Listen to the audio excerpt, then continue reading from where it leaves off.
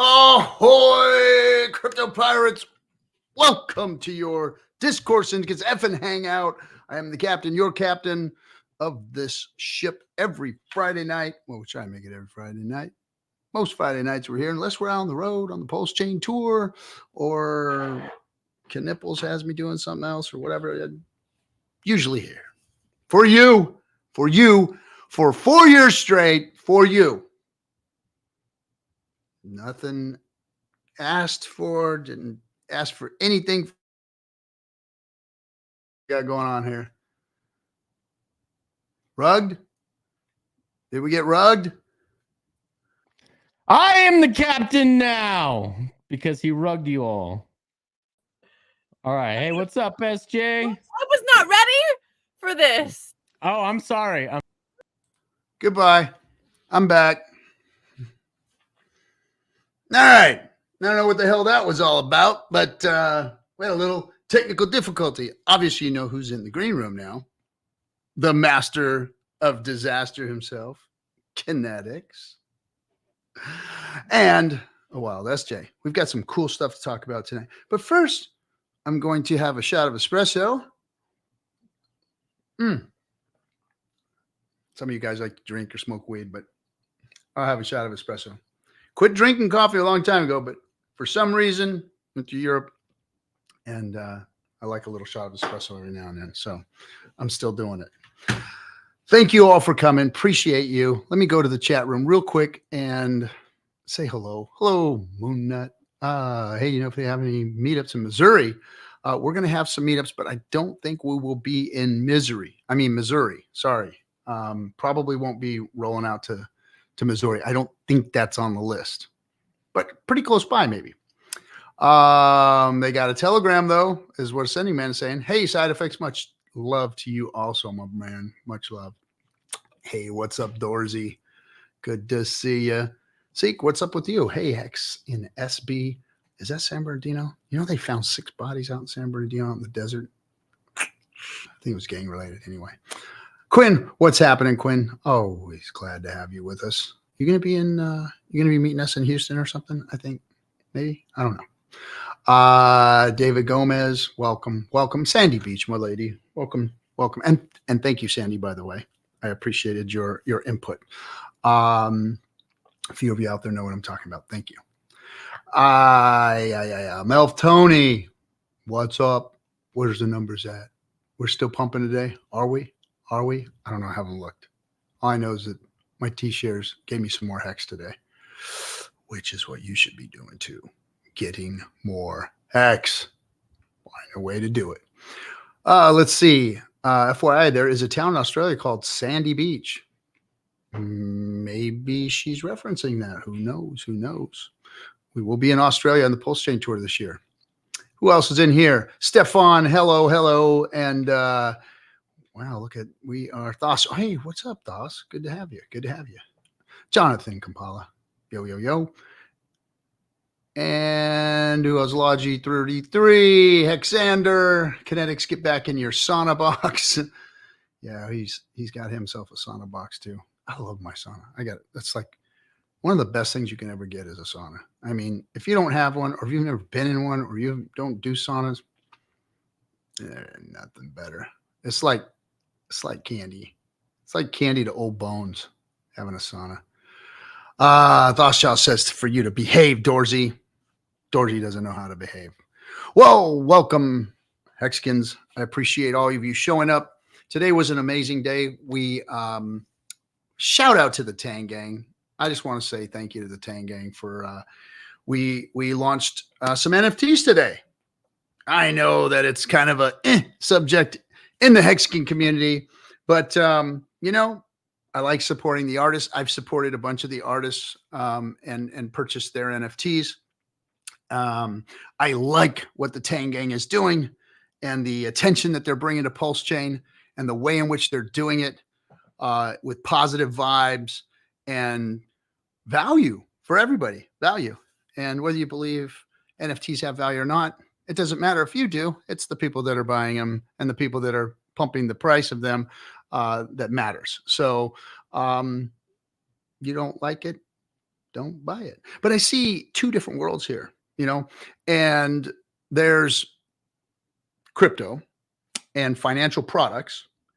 And then there's the things that blockchain can bring to the world, like data collecting, like taking care of your mortgage information, like medical information and mitigating all of the issues that go on in the medical world, like artists, musicians being able to utilize the blockchain for things. And so you got two different worlds. You got kind of the finance side, and you got the art world and the use cases, right?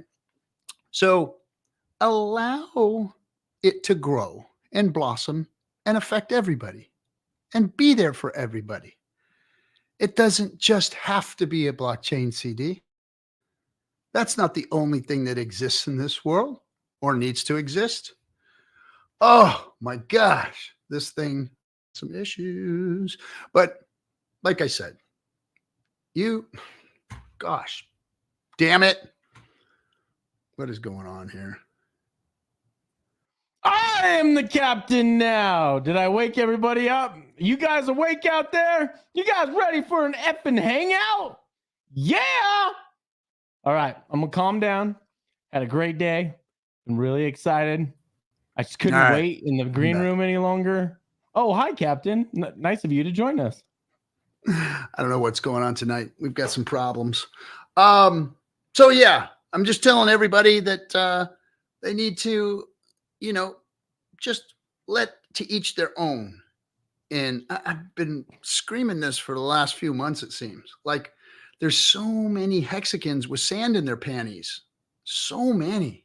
So many. Like all you got to do is pull them off, shake them out, and then put them back on, and you won't be itchy anymore. So stop it, guys. Stop it. It's embarrassing. You don't like NFTs? Don't worry about them. Let them go. Look, the culture of lack that is being created here is disgusting. It's absolutely disgusting to me. There is so much money. There are so many people in the world that need to come into crypto that there's plenty for everybody. All the financial energy that comes into this space has to go into Hex is driving me nuts. I'm not saying we need to have absolute rug pulls and things that draw financial energy away from the ecosystem and allow those things. But there are so many different facets to crypto that we need to allow to exist and blossom and bloom so that everybody in the world will find something attractive to them. Will find something that they want to build on. Will find something that makes sense to them. The rest of you need to just let that happen and be part of it. Or go away, go huddle your own little bags and leave everybody else alone because it's getting ridiculous out there and it's embarrassing. So get your shit together, guys, and let crypto grow. Let it grow because we have the tools to do it now. PulseChain is here. All the promises that were laid before us years past with blockchain technology being available to do all these cool bitchin' things can now be done. They couldn't be done on Ethereum. It's too expensive, too cumbersome. They couldn't do it. And the other blockchains that tried to help failed, got shut down every month. It was garbage. They were all garbage. It's here finally. We have a scalable L1 solution for the world to go use blockchain technology now. So help make it blossom versus yelling and screaming and acting like a bunch of goddamn fools. It's ridiculous.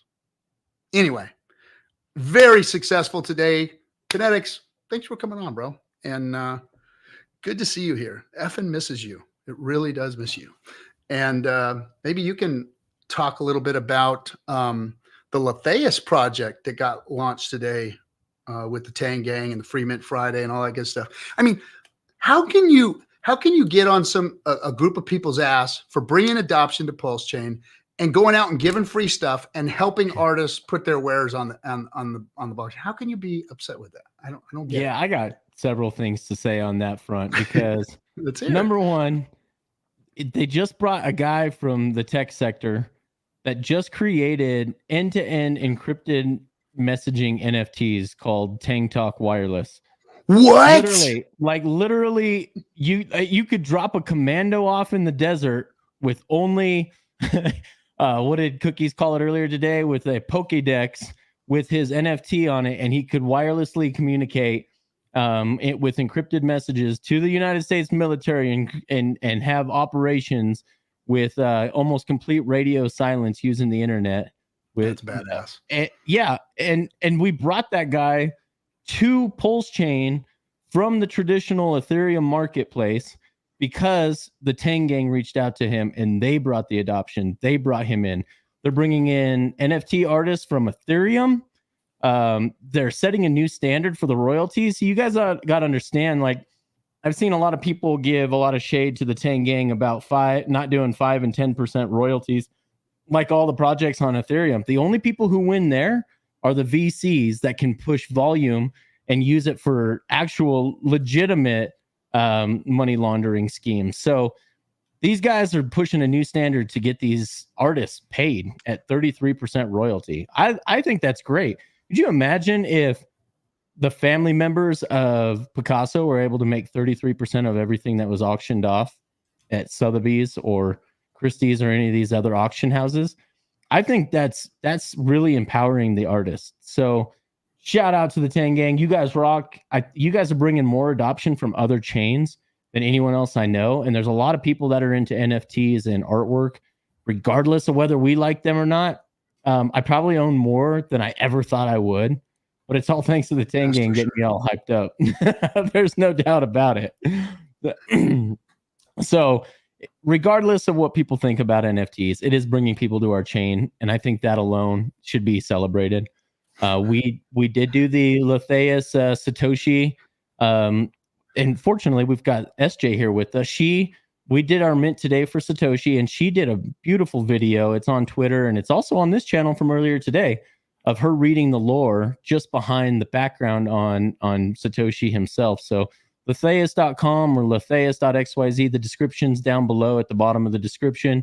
You guys can go check it out if you guys are interested in it. I think it's really cool that we might even play a little bit of it tonight. Yeah, there we go. So I think that'd be great. I think you should. The community loves seeing SJ in all of her fine wares in front of the camera speaking, just like she did with Sci-Vibe. Yeah, she is the Sci-Vibe darling. Don't forget. Yep. And Thoughtchild says, artists paid? Okay, I've had it with you insane people. Had it. Thoughtchild knows. He knows. I love it. You know, when I first read the white paper and I started like going into forums and understanding what crypto was all about, you know, these were the things that they were talking about like 10 years ago, bro. You know, like 10, 11 years ago, they were like, well, this is how you can put an artist's information up on the blockchain and they can have their own content and they don't have to worry about the middleman and these managers screwing them over and this and that and the other. And now it's here. Like the vision of Satoshi and what he wanted blockchain and crypto to be is here because of Richard, you know, and I'm telling you, that Satoshi story that's on the Leus NFT that SJ so eloquently reads and tells, you know, I heard, you know, she came over to the studio and she did it here at the studio. And, you know, I heard it a couple of times. I read it once, but this time I heard it, like I sat back when I was waiting for the launch. I was excited about the Leus launch and the Satoshi NFT.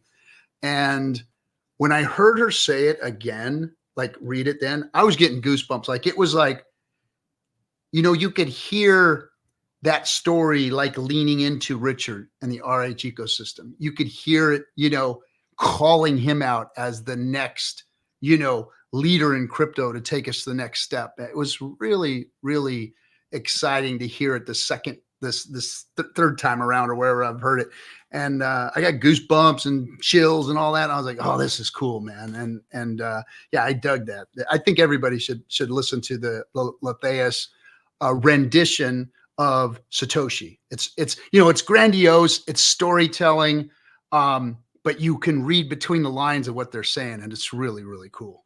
Well, we're fortunate enough with the Leus project to have an actual comic book artist who's renowned in his field, goes to actually mentored under one of the best in the business. And so he's actually the comic book artist for everything that he's done. And he's done the Hex King and he's done Satoshi now. We got Vitalik coming out next.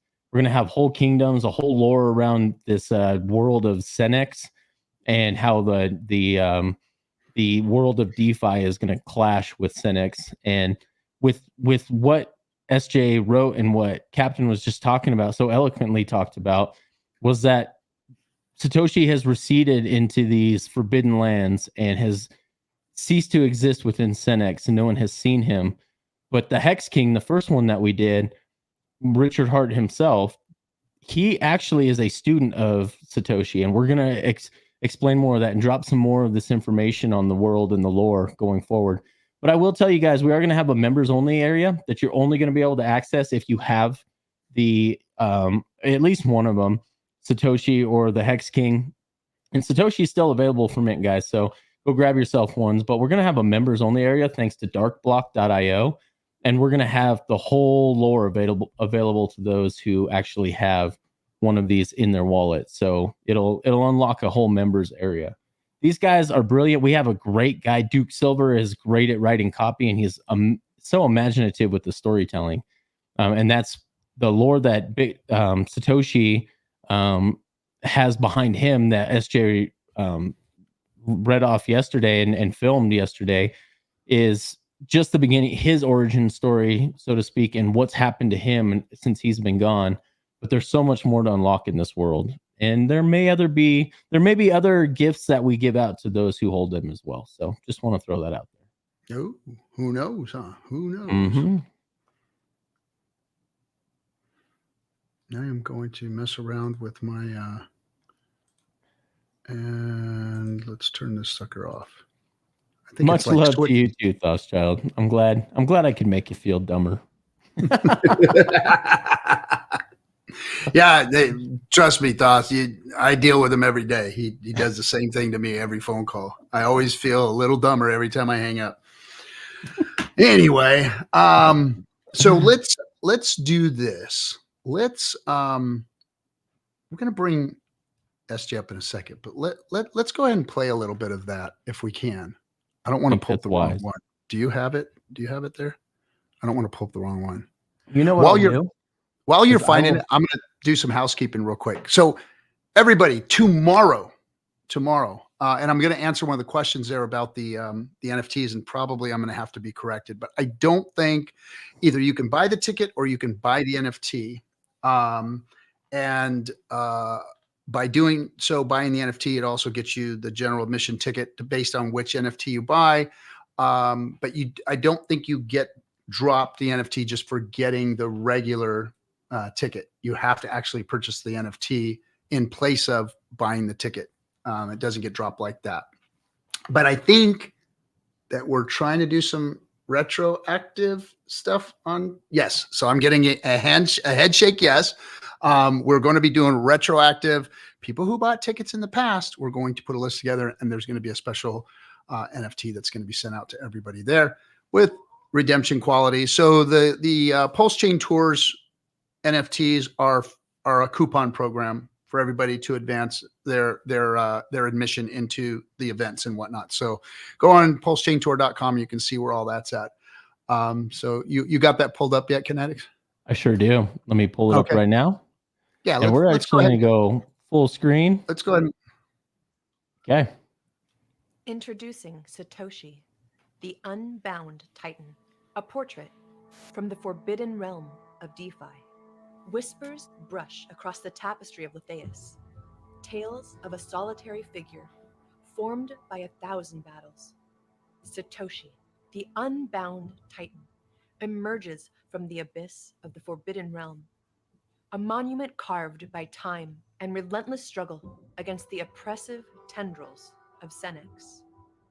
In the darkened cavern, where shadows dance and secrets weave, Satoshi stands poised, silhouetted against the cavern's maw, a wizard king on the precipice of battle.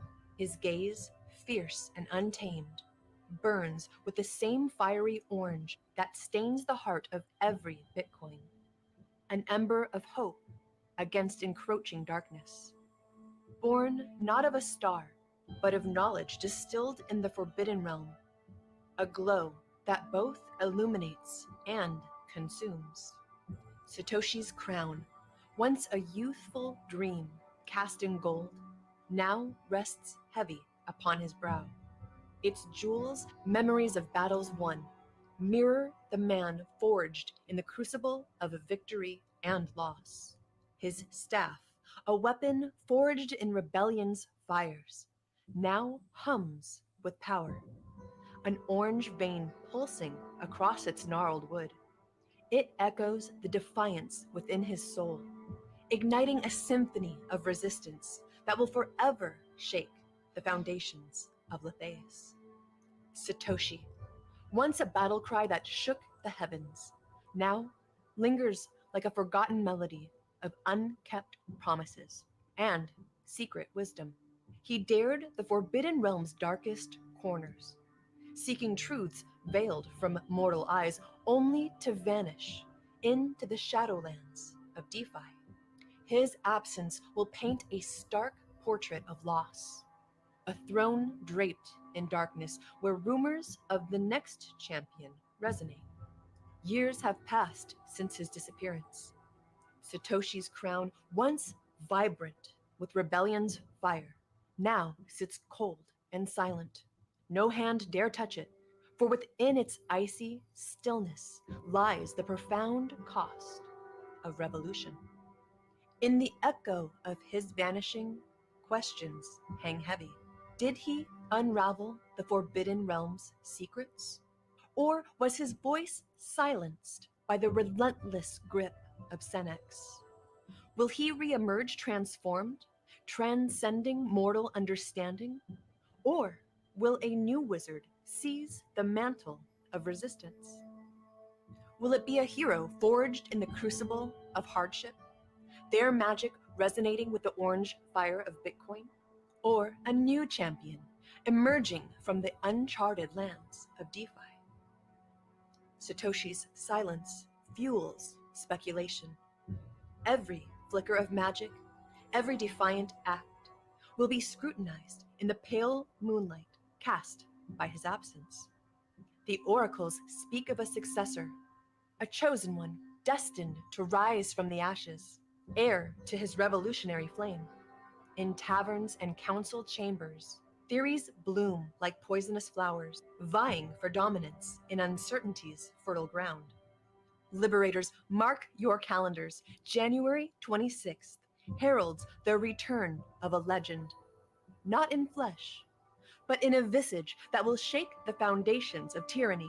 Satoshi, the unbound titan, may have vanished into myth, but his gaze, a lightning strike against the canvas of oppression, still burns bright. His legacy is a storm that gathers strength, a tempest that will not rest until the world he dared to dream is painted anew.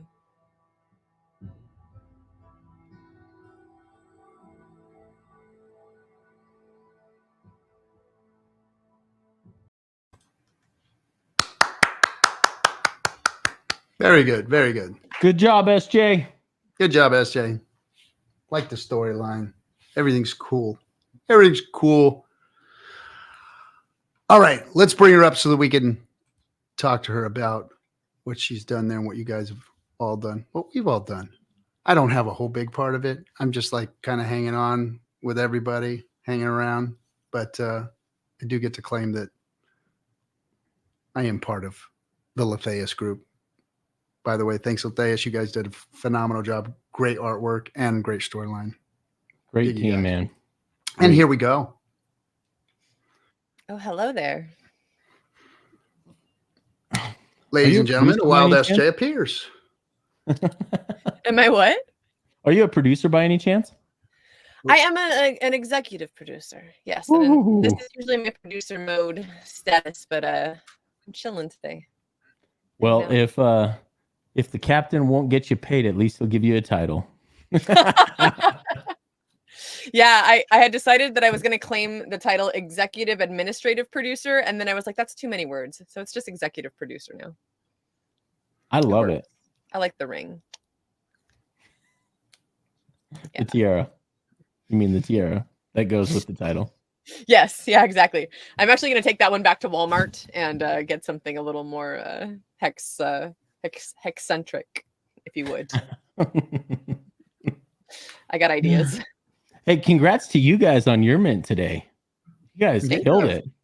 PulseChain tour did really well. We're very thankful for the community stepping up and being part of the PulseChain tour. You know, so this is your effort too, guys. I don't ever take it lightly when the community digs into their pockets and supports us. Everything that you guys bring is really just to put on the show. We don't, you know, get rich off of this. We don't, you know, even hardly make enough money to feed SJ and put gas in her bus. It's it's true. She lives off of ramen and farm fresh eggs and liver. Farm fresh eggs, and I had liver this morning. It was great. Farm fresh eggs and liver. You can still get in the Hex toys. That's an NFT I want. I still have not actually purchased an NFT. You know, I forgot all about that. I'm a toy. Can we put that up somewhere? Can we get that? Can we find the Hex toys and pull up my? I'm an NFT toy. I like that was like the day I made it in the world. I was like, hey, what else do you need if you become a toy, right? So we need to buy all these. I'm hoping that the bull run makes. There's only 10 left. Someone either gift me one or what? Hook a sister up. There's only 10 left. I think that's what he just said, right? There's only 10 left. Yeah, there's only 10 190 of 200 left. Is what he said. Oh, I thought. Oh, just kidding. I thought it was 190 sold out of 200. My bad. I can't find it. I think he took you off the website, bro. No, he's here. He's got it. He would never. Yeah, here it is. Don't you have two of them? Yes, as a matter of fact, I think I am one of the only people that has two of them, besides Richard. I think Dev Kyle has two as well.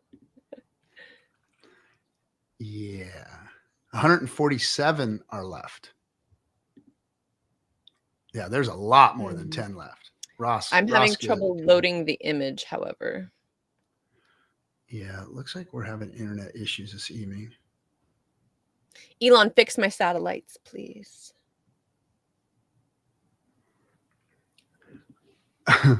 What is Thostal talking about? You talking about the Satoshi NFT? He is pretty like evil wizard looking, isn't he? It's very evil, powerful wizard.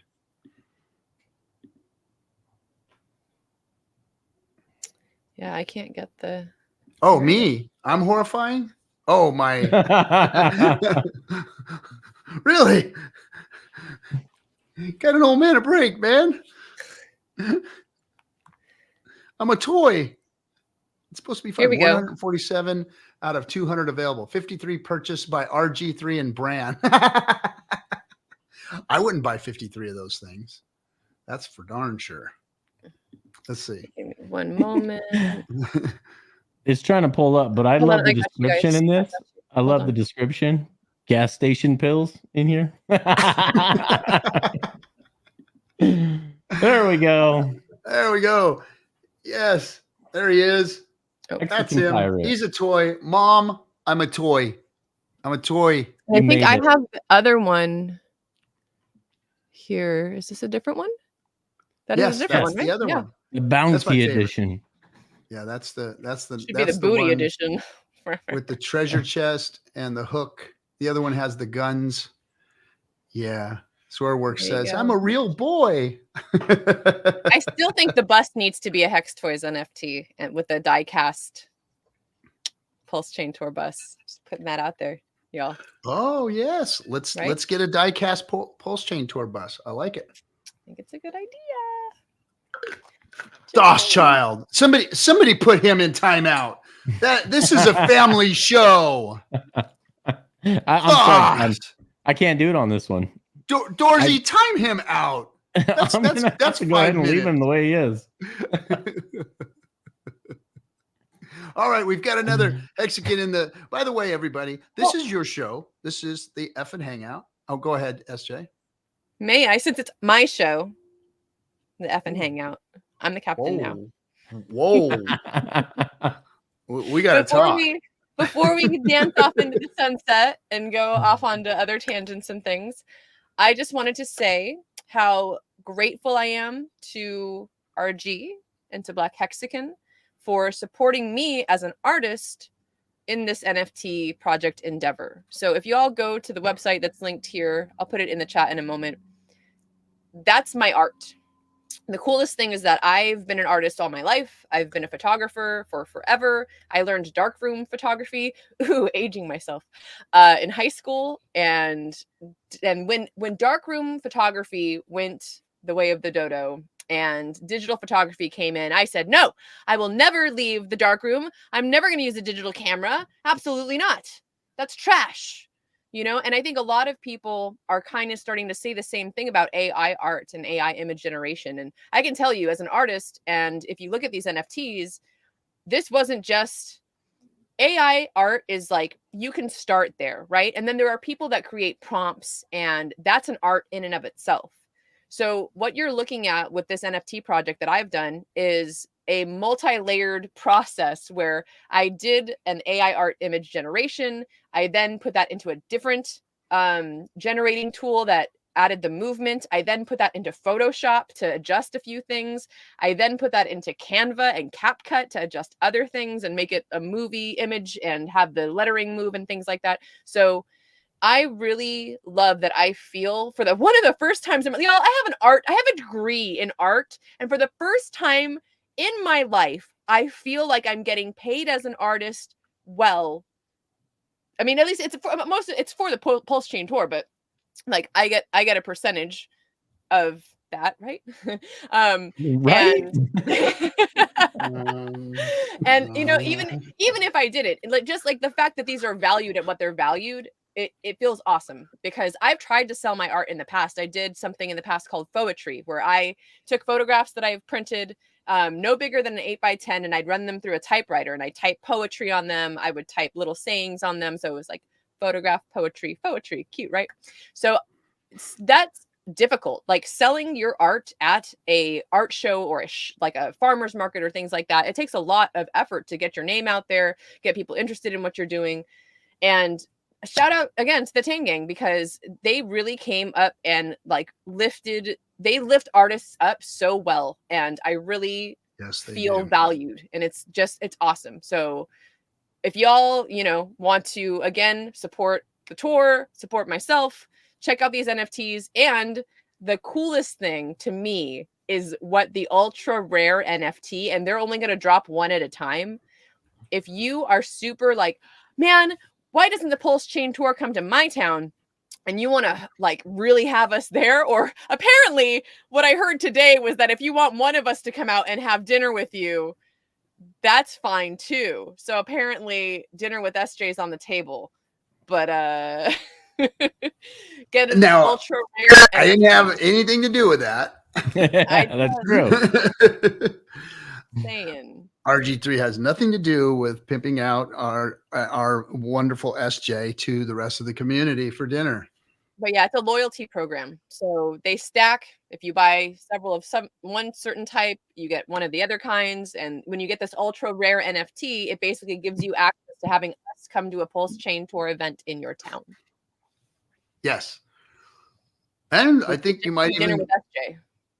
You might even have a chance at getting the captain to come out and barbecue in your backyard.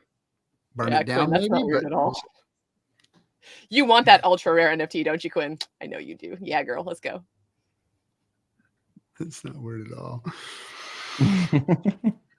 It's out there now. Okay. So rush out and get yourselves a ticket to the PulseChain tour. Who knows what else you might end up with? All right, so we got another Hexican waiting in the green room. Let's bring him up. He's been waiting patiently, and this is one of our friends from the Degen Roundtable. That's come on, what's happening? Come on down or up. Hey. Shit, did it work? There we go. Yeah. What's happening, Nate? How you doing, bud? Hey, I'm having a good time. Just got done with book club, and I was like, "Oh, you guys came on just as we were finishing up. I think I'm gonna go ahead and hop on. I've got my stuff already set up. Let's go." Right on, right on. I love it, man. I'm glad you're here. Pleasure to have you on. It's great to be here. So, what is going on with you this week? What have you guys been up to over there at the Degen Roundtable? Oh, man. There's been a lot of things. We've been streaming since Tuesday. So Tuesday we had an update specifically about market moving news, right? And how Grayscale is dumping Bitcoin down, and now the U.S. government is also going to be looking to dump Bitcoin. And then we also got Mt. Gox, who's been waiting for a good time to dump their Bitcoin. And there's been a lot of talk running around of like, you know what? It's terrible that it's dumping, but if we can hit right around like the 32K level, that technically means that there's more run room for alts and Bitcoin itself to actually go higher. So this is one of those spots where I'm like, dump. But yeah, then Wednesday we had our whiskey Wednesday. That was hoot and a holler.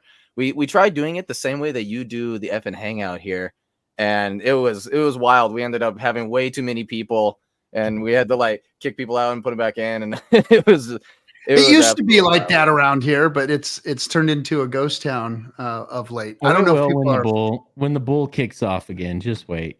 Yeah, People link is in when the it ramps description, by the way. Yep. And I'll What's also that? put it in the chat right now. in the chat. Hey Benny, what's up? I see you in the chat there. Yeah, like I was saying. I wanted to is say hey to yesterday. Nate McGettit. I love it. I love the name, brother. Good job with the Degen Roundtable. I gotta go. I got 2 little girls I gotta go watch after right now. It's daddy duty time. But I wanted to say hi to the rest of the crew. Heck yeah. And grace Captain with my presence. Yes. Now get back to work. Thank you. We'll see you guys. Everyone enjoy tonight. See you later. Adios. Yeah, it's been a busy week though, because Tuesday, Wednesday, then Thursday we had Fast Abdul on, and we talked bribes, right? Went on and on and on about that for a while, and now today two more streams, book club, and then this right here. So, and then say tomorrow I do get a day off tomorrow, maybe. I'm gonna technically, yeah. What's up? I'm going to try and reset here, guys. So you guys go ahead. I'm going to try and reset and see what's going on with my internet here because I am messed up. I'll be back. Goodbye. Right on. We'll hold it down. Or will Yeah, we? for sure. We got to look. There we go. And then there was 2. So for everybody in the chat, what do you think about this Bitcoin dump that's happening? Do you want it to dump further? I am curious about what you guys got to say about that, because obviously what's really curious is as Bitcoin was dumping, Pulse, Hex, and everything was just going up, at least for a while. And then we hit sack price, and that was a different story. Yeah, I remember coming into the community that they said that it was that Hex and the RH coins were decorrelated. And I think that sometimes that happens, but I'm curious. I wonder, like, is that still a thing? I love Ross's what's Bitcoin? I'm with you, Ross. I don't pay attention really. Other like I've almost paid attention to Bitcoin because I came into crypto as a Hexican. But one of the things that's been interesting that I've started kind of learning more about and listening to is, so RG pays attention to when Bitcoin moves, right? So he's got a certain app or something that he uses that tracks basically whale wallets and like whale movements. So if there's, 500 million Bitcoin moving from one wallet to another, 750 million Bitcoin moving from one, that's a really interesting thing to kind of watch and listen to and keep track of, because that when that money starts to move, it's just going to end up trickling you know, further and further into our ecosystem. So It does. It does. Yeah. And yeah, the way that that works actually is it goes like this. So Bitcoin goes up, right? And for people who front run Bitcoin, waiting for the bull run, which the bull run has already started, bull run's already going, but it ramps up. That's the technical words for that, right? When it ramps up, like you really start seeing the green candles go crazy. That right there is when people start. Well, these people who are front running it notice that all the normies are coming in to Bitcoin now. That's when they sell into Ethereum. And in selling into Ethereum, that's when you start seeing Ethereum go mental, right? And the normies will follow that path and go into Ethereum as well. And that's when they're like, hey, this is I like calling them that. But that's when they'll start dumping it into alts, right? And what's one of the best places to go put it into alts? I don't know, some place that works absolutely amazing, is a lot of fun, has lots of bright special colors, has a very loud community, and has very cheap gas. Very cheap gas. Hex.com, maybe. There we go. So yeah, no, that's exactly how the trickle down goes. And so like the way that we're moving as of currently is already extremely bullish. And I think it's kind of dumb that we've got people who are like, yeah, I got back to sack price, time to sell out. It's like, really? Wow. You waited 2 years for that? Right. Yikes. I agree. Yeah, that's very silly. Yeah. That's very silly. It's like you guys didn't even wait. Like you didn't even wait till the obvious Bitcoin to Ethereum to alts, which ultimately is going to flow into PulseChain. You didn't even wait for that. What is wrong with you people? No, let it go. Let it go. Here's a good question for you. Let it happen. So the Degen Roundtable is a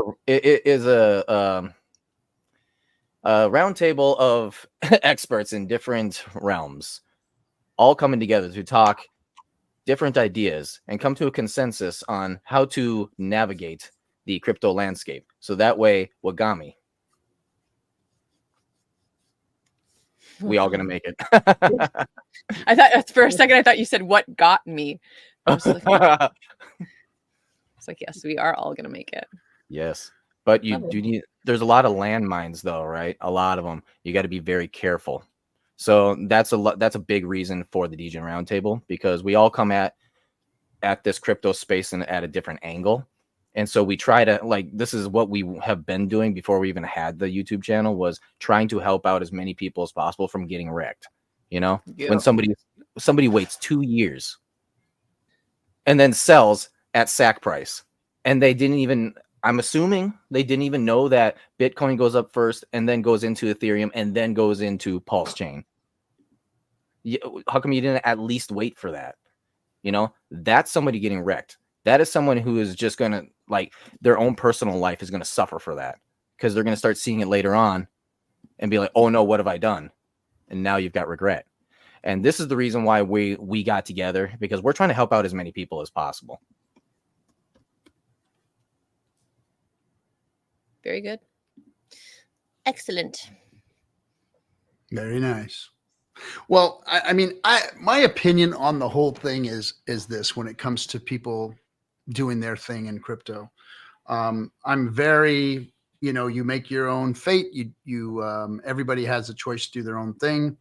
But we, as community members, as people who are in the know, who are influencers or have platforms to speak, should warn of the dangers. 99% of the cryptos out there are absolute garbage and will wreck you. Period. End of story. Even the blue chips are suspect. And when I say blue chips, I'm talking, the Cardano's, Litecoins, and the Ethereums and the Bitcoins. All of that stuff is possibly going to get you wrecked or not make gains. Look, we're in this space to get our piece of the biggest transference of wealth that the world has ever seen.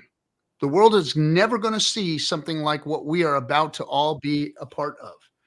And if you're missing the boat and not listening to those people who are out there trying to help you, then that's on you.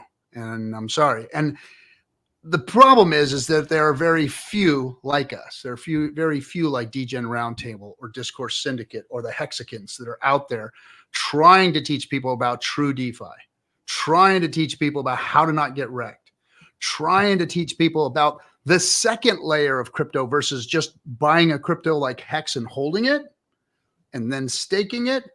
Then there's all the other things that come with it, you know, the leverage plays, the liquidity providing, all those other things. There is a lot of space for everybody to go and capitalize on these new things that are out there. But you have to be careful and you have to be educated and understand what you're getting yourself into before you do it.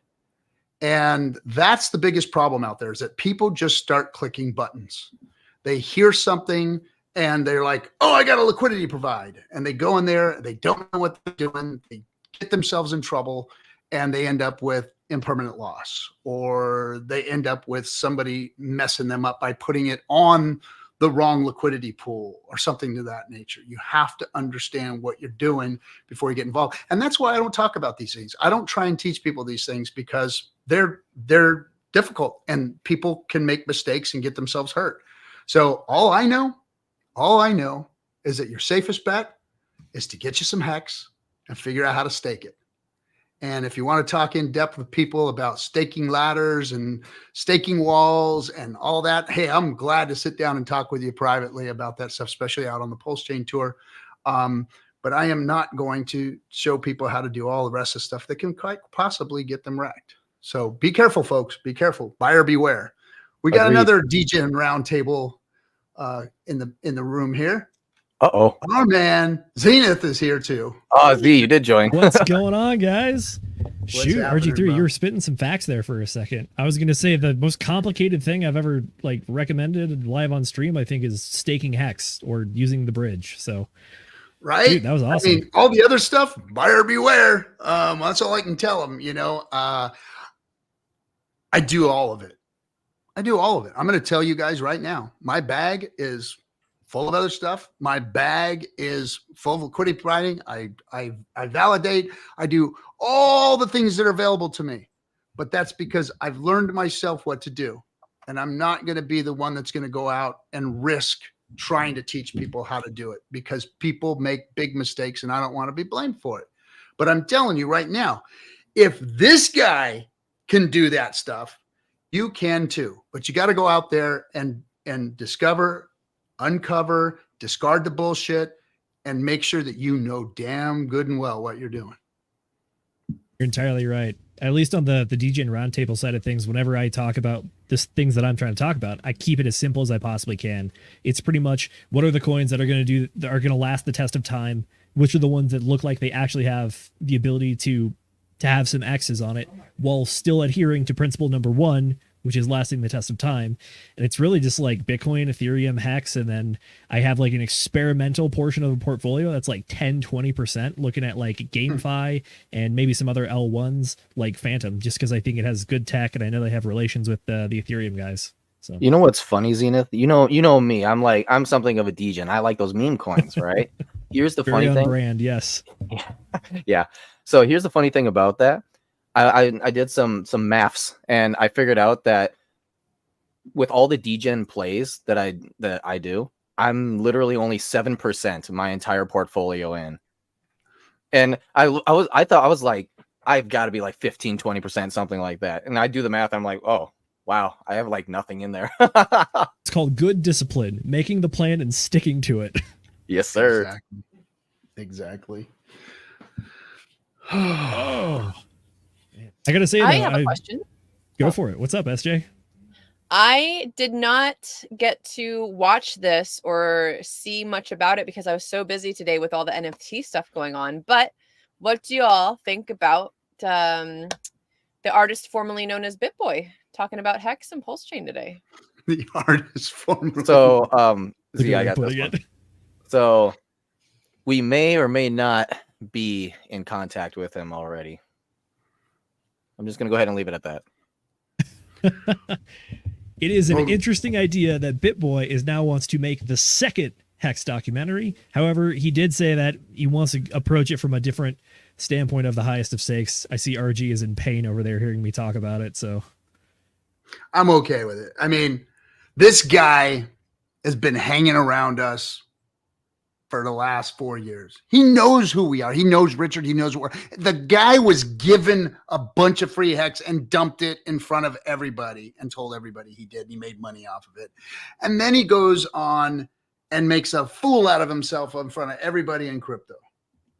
And now he's wanting to come back and make a documentary. All I can say is he feels, sounds, looks like a clout chaser, and kind of had it with him. I know he's popular. I know he gets eyeballs, but he's starting to really bother me, his chasing clout and trying to tiptoe around the Hexican community when he wants something, he wants to be part of it. And I just, I don't know. It's sitting. Look, I was a supporter of him in the early days when he started talking about the Hex community and kind of giving us a little bit of, but then he kind of flipped over and now, good for you guys. We need everybody to go out and bring as much eyeballs as possible, bring him in, talk to him. I'm all for it, but I've had it with him, to be honest. Yeah. So here, let me just run a little bit of game theory here. So the idea, right, is going to I agree with you because it's kind of like, I don't know about that. But at the same time, he does have a following, right? And Ash said it perfectly. Yeah. See, as you said yourself, he is going to bring eyeballs. Okay. Here's the other thing that's going to happen, though. If he gets a warm welcome and he realizes, and other big influencers realize how friendly and how awesome Hexicans and PulseChains really are by, the first deer going to the water hole, right? And figuring out that's actually safe. What do you think is going to happen? We're going to have a lot more coming in, especially when PulseChain really starts taking off, right? And Hex and PulseX is going wild. People are going to want to be coming in. This is just the beginning. And as much as it's like, don't know about that, this is a path. It is definitely a path to bigger and better things. So yeah, he's interviewed with, a couple of Hexicans, and, I've talked to him and some of his people in the background, and I actually met him at a Bitcoin event. And,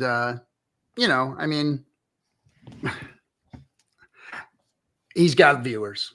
That's all I can say. And you know what? One day, Hexicans, the Hexican that does as good a job out there as everybody else in crypto's doing, is going to have those viewers too. So I'm happy with what we have here. And eventually when the world realizes what we have and who we are and what we're really about, and we're not about, look, he's produced and he's gimmicky. He's wrecked people. He's promoted rug pulls. He promoted FTX before he went out and started running around in Sam Bankman-Fried's backyard, acting like a crazy man. So, we'll have our day.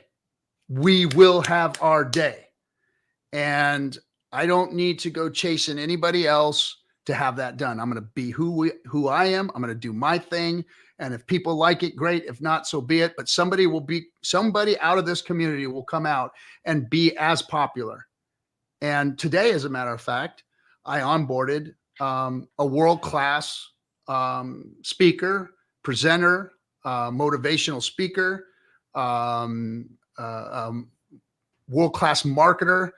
And he's all about it. He wants to get in the Hex community. He wants to be part of it. He's been in Hex for a long time, but he's just been in crypto. He sold it and bought it and sold it and bought it and all kinds of stuff like that. But he's like, I want in. I want to get in and help this community and do that. So I'm pretty fired up. That was something that really, really good happened today, is that I onboarded one of my friends who's just a world-class motivational speaker / marketer. So we've got ours coming. And we just need to be patient. And, but hey, we never know where the virality is going to come from. Maybe it comes from BitBoy. Who knows? Maybe he totally flops over and he brings everybody in, and, that happens. That's what we'd always like to do or like to see. But, who knows? So more power to everybody going out and doing what they can. We've got another Hexican coming in here. I'm going to bring him up right now. Identity Block. What's happening, my brother?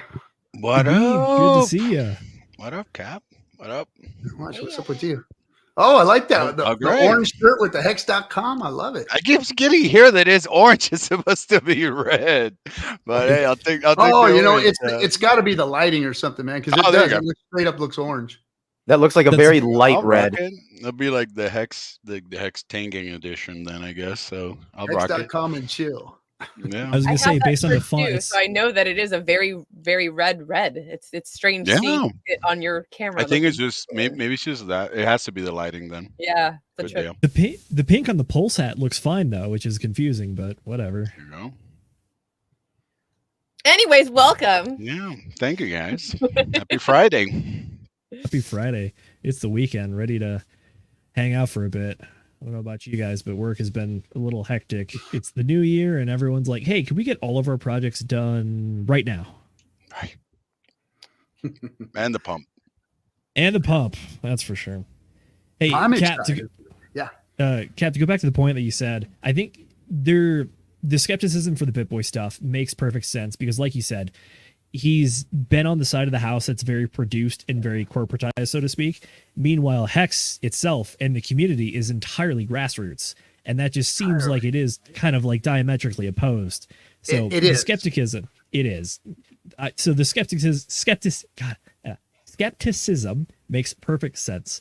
And then I gotta say, I'm new to the space, so I will completely admit that I know nothing about this because I'm just trying to get as involved as many projects as I can. But again, we need veterans and people that have been playing the long game like yourself that have been around and have the memory and understand where everyone has been inside the space so that we can understand where people are at. Because otherwise we might just be running around like chickens with our heads cut off. And that's okay because that's what this is. Like you said, it's a grassroots organization. There is no boss. There is no leader that has a hold of the reins of power here. It's a volunteer army. We're all just doing our own thing. We're all just trying to make this better. We're all just trying to do more, you know, and that's what we have to have when it's a grassroots organization. However, we do need to get ourselves more organized, become part of the organizational structures that are out there. Like for instance, a friend of mine that came over, look, I'm not going to change my stripes. I am who I am. I came to this space who I am, and I'm trying to pump all you guys up. I'm trying to lift you guys up. I'm trying to motivate you guys. I'm doing the only thing I know how to do, which is charge the fucking hill while the machine gun fire is coming. That's what I know how to do. So I'll keep doing that for this community while you guys put on your suits and ties, bring in speakers, bring in people that can bring in the better people, and I'll keep rushing the machine guns for you guys, and you guys get this shit done and get out there and be professional and organize and make things better. And I'll just keep cheering you guys on and rooting for you. That's what I'm here for. So my hopes is that we continue to grow, develop, and people like Identity Block who are setting up things like foundations can go out and bring organization to this group of freaking misfits that I love so much.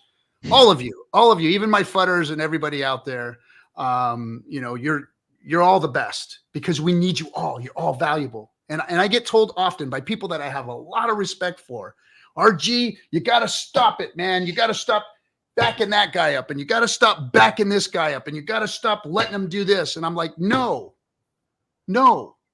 you let them do their thing, because their thing might be the thing that creates a viral event. Their thing might be the thing that takes off. They might learn something from making a mistake that turns them into a better person. And that's what I want everybody to understand is quit bashing on people over and over and over again. Look, ghost them if you don't like them. Ghost them if you don't like what they're doing, they're saying, their message, whatever it is. But for God's sake, let them still live and let live, guys.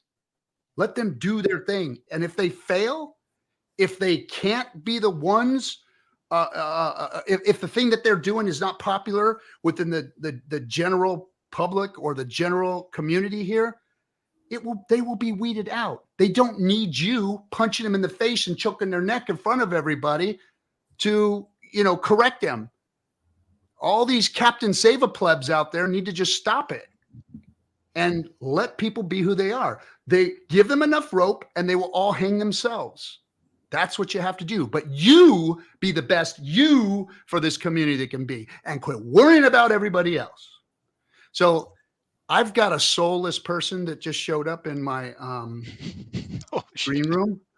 Not to interrupt RG3, hold but on, I think hold on, our wait, positivity hold on. princess is dying. Oh yeah, over go here. ahead, SJ. Before Hey, before real quick, before we bring this soulless creature into the mix, I just need to announce that tonight on stream, should there be someone with a soul out there that happens to live and or want to drive to the Southern California area tomorrow for the PulseChain tour in Irvine, California, we've got a ticket for you. So if you are that person and you're on the fence about going to the PulseChain tour event tomorrow, you don't have, the cash money for a ticket right now, or the crypto for a ticket right now, holla. There you go. There you go. Holla. And now, without any further ado, anybody out there who does have an extra soul, please send this man a DM, and he'd be glad to talk to you. Everybody, ladies and gentlemen, Mr. Davis, the Rags to Riches, has joined us in the FN Hangout. Hey, Right? Brandon, it's been a while. Yeah, Like what's the up, first Brandon? time, or like in a long time, right? Yeah, I watch just about every weekend, but I don't typically pop in here. But I wanted to pop in and just show my support for what you were saying, RG3. I think that's huge, and I'm going to also say that sometimes it's difficult to stick your neck out there and then kind of take those arrows, but good for you, man. I think all of us can hold everybody accountable in our own way, regardless of what you're in. So just backing you up, man, in front of everybody and saying thanks for saying what you're saying, dude. All right. Well, yeah, and Yeah. I think that it's you can prove somebody wrong or change somebody's outlook, attitude, perception, whatever, better by doing the right thing and being an example than you can by going out and creating a fight or punching them in the face or whatever it is, trying to discredit them, cancel them, whatever it may be. Like I said, if it's really something that bothers you so much, then you ghost them, you block them, you get them, out of your mind, so to speak, so that you don't end up with a resentment. Because that's the problem, folks, is the thing that will eat you and kill you faster than anything on this planet is a resentment. If you have a resentment towards another person, it's you, not them, that is the one that's being harmed. You're in your own head poisoning yourself with a resentment, and that doesn't do you any good. It's not making you the best you. It's not giving us a Hexican that we need out there on the front lines to go do and take care of the things and get done what we need to get done. You need to be the best you can be, and you need to get rid of resentments and just knock that shit off. Dude, absolutely, man. When you get in your feelings like that, you let other people's actions kind of determine how you're going to react. They have complete control over you at that point. And I know it's easier said than done to not let somebody get to you or not let something get to you. But we can all practice. We're not perfect. We got to keep moving forward here. And guess what, guys? We know what's good and what's bad out there. There's a sixth sense about it. We know the good actors and bad actors. You can sit here right now and think to your head, all right, who's that person that I'm just kind of leery of? Just stay away from it and focus on building this thing. This is a cool thing that we have, folks. It's a freaking cool thing. Yeah. And it's going to go on for a long time. So let's build it the right way. Yeah. Yeah. Agreed, I mean, 100%. the L1 alone, I mean, Hex is an amazing crypto product in and of itself. The greatest thing ever created in the crypto space. And now we have an L1 to go with it. And just to bring the whole world into crypto now, like Satoshi's vision was trying to show everybody what blockchain can do. And here we actually have the tool now that can actually bring all of this adoption of all these cool things, the Web3 and real estate on the internet, all that stuff, man. It's on the blockchain. I mean, and it's just so cool to be part of it in the beginning. Like, we're literally below SAC rate. We're right in the beginning. It's just wide open for all of us to capitalize on right now. Yeah. We're not like anything else out there. We're really not. There's a culture. So anybody, okay. you could get, a couple $1 million, $5 million, some developers, take a year and fork Ethereum. Okay, what can't you fork? You can't fork the people here, right? And our culture is that of, I think that we're just freaking rugged people, man. Rugged, salt of the earth people who want to throw this thing together and make a huge difference and not have to suck VCD and not have to, we're not beholden to politicians. And we understand cryptocurrency because of Richard Hart. I mean, I was live streamed today, dude. I said, man, how fortunate are we to get that education, that crypto education from that man. And now we've got it and we're running with it. We are well capitalized from the inside out, not the outside in. And that means a lot. That means Hexicans are building products on PulseChain the way it's supposed to be. Love it. Love it. Love it. Yeah, and I've been saying this for a while. That's what really attracts me to, Hexicans, PulseChains, is because, number one, again, I've been saying this like every single stream, we're out to help each other, right? And if we get blocked of not being able to do something, not being able to play on somebody else's game, right? We create our own game and we create our own stuff. Yep. Yeah. Who else does that? Literally nobody. No other community does. And the fact that Richard Hart is teaching developers cycles and how they should be building, when they should be launching. I mean, look, he's laying breadcrumbs out there before all of you guys. He's built 3 different projects now. There's a timeline. You can see what he's done. You can see he's taught us these cycles. He's taught us what it means to launch in a bear market. He's taught us what you do in a bull run. He's taught us to watch all these things. He's taught us about liquidity. We know more than the whole crypto space. All the smartest folks in the crypto space don't know as much as your average Hexican. Guarantee you. I remember there was a stream or a spaces where this idiot troll that we have in our midst, and I shouldn't call him an idiot.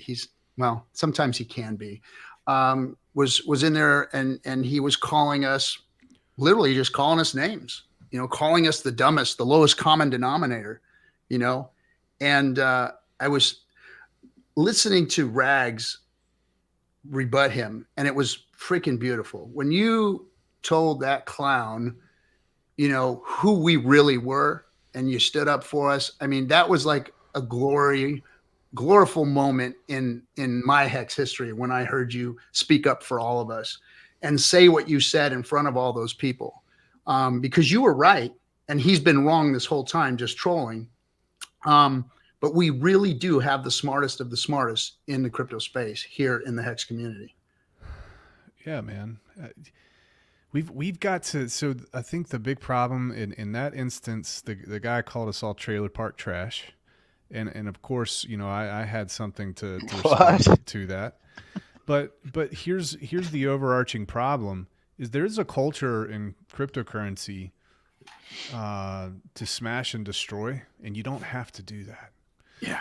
You don't have to do that. Okay. Now there are benefits to smashing and destroying, but there are also negative consequences that can last far from right now into the future. So with him, I think he needed to understand in front of how many people there were, like 5,000 or 7,000 people in that Twitter space. Of people. Yes. And he's going to go out there and say all that about us. I know that he didn't mean it. And you know how I know? Because he hangs out with us. He's at parties with us. Yes. I drove him around in Florida, him and his friend, in the middle of the night. We were out hanging out all night, and, so he wouldn't say that kind of stuff to my face. Hell no, he wouldn't. He wouldn't say it to my face, anybody's, because he actually likes us. And he was caught playing both sides of the fence. He was caught trying to win points from that audience of 7,000 people. And so that's the bottom line. We got to do more of that. We have to reinforce the good. We got to call out and ghost the bad. We have to do that, guys. Otherwise, we're just like everybody else, man. And hold people accountable, no matter what project. If they're doing something shady, call them out and be the immune system that we've always been. Sorry, SJ, go ahead. No, I'm always waiting. I just have my little finger up. I have a sci-vibe quote to read because that's what I do. This is from Sci-Vive. The title is Game Theory, and it's just a couple sentences. For those of you who don't know, this is from Richard Hart's book, Sci-Vive. Yeah. And Yeah, Richard wrote it's a quote books. from Richard Hart. Yes. So he says, Game Theory. To punish the bad behavior of those that have wronged you, you will naturally feel like being angry or hurt or retaliatory, all of which instantly harm the quality of your life. Meanwhile, the person that harmed you gets to act even nicer in apology, or they may be oblivious to the fact that you're even transmitting angry looks or words or thoughts in their direction. They might be too far away. You lose, and they don't. All because they gained earlier from at your expense, right? Like so that's the end of the quote, but like it's like you're transmitting all this anger and you're losing. Your quality of life is literally being diminished every moment that you spend that time and energy on the negativity of the frustration and the hurt and the retaliatory, mindset. Ghost it, move on, put a smile on your face and do something positive and build. I think Richard Hart's been reading RG3's book. Sounds like. See, here's the thing about that, SJ, too. When these people get so upset and angry over something that, quite frankly, there's no need for it, unfortunately, that stresses you out as a human being. And you know what stress does to you? Kills you. So ultimately, they're highly harming themselves over something that doesn't matter. And I can tell you right now that on the internet, attention is something that people want. And so even if, RG, these guys are going to sit here and hang out with you and have a good time, it's like, yes, I'm getting that attention. I'm having a good time with you guys. Cool. Oh, well, now I've got all these other guys over here, so I want attention from them now too. And since it seems like they're in the majority and you're in the minority, I'm going to go ahead and cater to them. And by doing that, you split, right? You widen that split as much as possible to say, hey, yeah, screw you people, and everyone else is going to start cheering, right? Unfortunately, what you don't understand about that is when you start doing that, you look like the moron, because all it takes is someone like Rags to come in and be like, you're acting like an idiot, and everybody else sees it, and then what that does, that causes you to start acting even worse, right? Because you're losing your what's the exact word for it, but basically you're losing that I guess the forgetting the word, forgive me for that, but basically you end up losing out, right? And you get made a fool of, and then what happens? You disappear. You wrecked yourself. Yeah. Yep. Losing credibility. Yeah. Yep. And your equity that you build. So these things that we're talking about are mathematical, meaning that you gain respect and trust from the community and the people around you by the actions that you take. And then you can either cash that in or you can be taxed for your actions. So building social equity in a community is something that you don't want to make mistakes and give up. You don't want to, if you're here and you're trying to be a leader and you're trying to help and you're trying to be part of it, you've got to, not go and waste your equity that you're building. And I've seen people do it in one stream, in one weak moment where they've said or done something stupid in the public, in this community, and they've wrecked themselves. You have to be very aware of yourself, who you are, what you're doing, what you're saying. And, you could lose your equity that you've gained in the community. So now, RG3, let me ask you a question. In my experience and estimation, it seems like the people that lose that equity and slip up and do something stupid, it's because they didn't come into this social experiment in an honest manner in the first place. And they were trying to put on a face the whole time, and they slipped up, and people found out who they really were. So yeah. Do you think that plays into it too? Yeah, that should be called out too. I think that's been happening a while, like people faking it for a while and then taking over certain parts of the community. So here exactly, ID, and that's my take on this. So what I do the way I look at it is I watch all of the new streamers that are coming in and keep an eye on them and see what they're doing and just kind of get a feel for them. And like Rag said, some of those people you can see right away. It's like, oh, this guy's coming in here to cash in, you know. He's coming in flashy. He's coming in like this. He wants to get some clout, some credit. What's his move going to be to try and bilk the community or take his social equity out when he hasn't gained any yet? When is this guy going to steal from us? You know, but I sit back and I watch and I don't comment and I let people make their own way. And then you just continue to be an example of what the community should be and let those people do the things that they're doing, and they end up hanging themselves. Yes. And that's why I'm telling better Hexicans out there that are out here watching this also, be patient. Yes. Let them hang themselves. They will end up doing it. They will, I promise you, because they're not doing this. Space is hard to function in. It's hard to operate in. It is hard to get that equity in this space. You have to be on your game. You have to work hard. You have to give. If you're not constantly giving, they're going to come after you. The community is going to end up getting rid of you.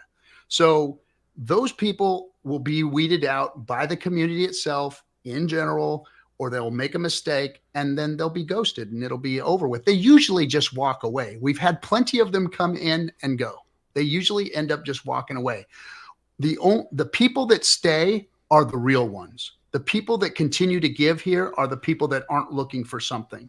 They want to do this. They want to be part of this movement. They want to make this place better. They want to help others. Those are the people you're looking for. Now, I know, you know, with some of the people out there haven't been on the planet as long as I have and dealt with folks like this. But eventually you'll start to understand it. Eventually you'll learn. But being patient and being silent when those people are being loud is the key to it. I'm louder and angrier and more. I come down harder on the good Hexicans than I do on bad Hexicans. I've always done that. I've always come after my friends, the people that have trusted me, the people that care about me. Those are the people that I come down hardest on because I expect more from them. I don't expect anything from those guys out there faking the funk on the funky dunk. I could care less about them. I care about my people. So if I'm coming down hard on my community, if I'm coming down hard on you, that means I give a shit. If I don't give a shit about you, I am not going to comment on you. I'm not going to DM you and call you on the phone and talk to you about what happened or whatever. I'm not going to do that. I care about good Hexicans. I don't care about the people out there that are doing their thing to try and bilk us or whatever. They'll go away, guys. All you have to do is not participate, period. And that's that tough love. The iron sharpens iron. And that's all I care about. Not everybody's perfect, so people will slip up. Yep. And it's okay. And you can wake up the next day and you can make the conscious effort and the decision to say, you know what? It's a new day. Let's redo this thing. Love it. On that one though, like I noticed that when I got here, we're talking about giving BitBoy like a fifth opportunity chance to join the community. And right, 'cause I mean, like, didn't like Richard talk to him in 2019, and then talked to him in 2020, and then, so be careful. All I'm gonna say is be careful. Because it seems that his loyalty runs as deep as the liquidity pool of whatever coin he's moving that week. He's done it before, guys. Like I know that some of you guys said that we should do it with open arms. I think we've done it now 3 times. Because the first time that he talked to Richard in 2019, we were there. We were like all like, yes, let's do this, and he ignored it. 2020 seemed like he had some hex allegedly, supposedly, and might have dumped before big payday and never talked about it. So it's like, yeah, let's do it, but be careful because it seems like he likes to hang out with Richard, but not Hex and not the Hexicans. IB, you just dropped one of the nastiest lines I've heard, which is that if your loyalty is as deep as the liquidity pool. Just like I thought about this, just saying, killer. like it seems that that's how it's been in the last couple of times because he's been here. Like we've You know what I mean? Like whenever supposedly he sold and all that stuff, we were all like, yeah, great, it works and all that. So it was good. But it seems like he just, like I said, like he likes to hang out with Richard and all that stuff, but he doesn't like to do like the community work. He doesn't like to talk about Hex as the product. And a couple of times that they talked to him in I think around the blockchain, he seems still a little bit fresh on T shares and staking and all that other portions, that maybe that's what brings him in. Maybe he likes that, or maybe, but seems that he always would just kind of half ass it, I guess. So just be careful, because he might just be now for this, and then in 2 months or 3 or 5, he might just leave and do another thing. So if he's here in 3 months, I'm all about it. You know what I mean? Like I'll push it. I'll share his channel, and hopefully he does it for us. Well, I'll put it this way. So, sorry, Captain. So BitBoy, right? Now, how does someone like BitBoy or Crypto Banter get so big, right? Well, here's what they do. They go around and they play friends with all the biggest communities. Okay? Hence why he's making the rounds again with PulseChain or Hexicans, sorry. Because he wants that community, right? Here's the thing, though. There can be an equal exchange of we want something, he wants something, right? Now you can still use that. And in using that, what you're able to do is say, hey, come on, we'll give you another chance, even though it's like number 5, right? And what you're looking for is a little bit of clout. Cool. Understand that people are weary of you. So here's your chance to actually change things around. Obviously, someone like him who is an influencer is not really going to care too much about Hexicans. Like, oh, I'm full Hexican now. That's it. It's nothing else.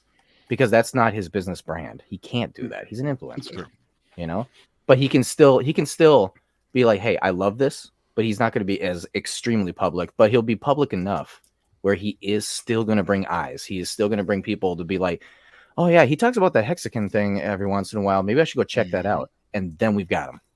That's when you bring in people. And also they're like, yes, exactly. That's kind of the angle that you want to go with, right? And that's that's the thing. That's why we need to be that shining example of a community that people want to be in. Because as soon as people are like, I don't know, it's a scammer, but, and then people start coming in, and then they're like, whoa, these people are great. Actually, I just want to hang out over here. Fair point. So I want to speak to our friend here, Falcon, and his comment.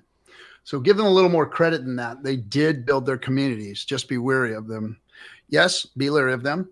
But let's talk about how they built their communities. Like they said, they made the rounds, went in community after community, and guess what they did? They dangled shiny objects in front of everybody in crypto, because that's what the greater crypto space loves to do, is look at the shiny objects. And literally, you can look at 10, 12 projects that these guys all shilled, that rugged, that scammed out. And what did they all do? I seen Box Mining do it. I seen Cryptos R Us do it. I saw freaking the Twin Boys do it. I seen them all doing it. They all shilled that garbage. They all wrecked people. And what did they do the next week? The next piece of garbage, sweep the mistake under the rug. The next piece of garbage was all they were talking about. They acted like they never said anything about the other stuff. I would be so embarrassed. I would be mortified if Richard rug pulled everything and left. I would leave. Because I backed this whole thing. If that happened, I would be done. I'd be like, I am so sorry, everybody. I was 100% wrong, and I need to leave this space. I don't know what to do to make it better for you guys other than leave, because I don't know what I'm doing, talking about, and shouldn't be out here talking to you guys. But no, they didn't do that. Their handlers, and let me explain this. They all have handlers. Guys, they have handlers that tell them what they can and cannot say. This is a play by his handlers to get him into this community. That's what's going on.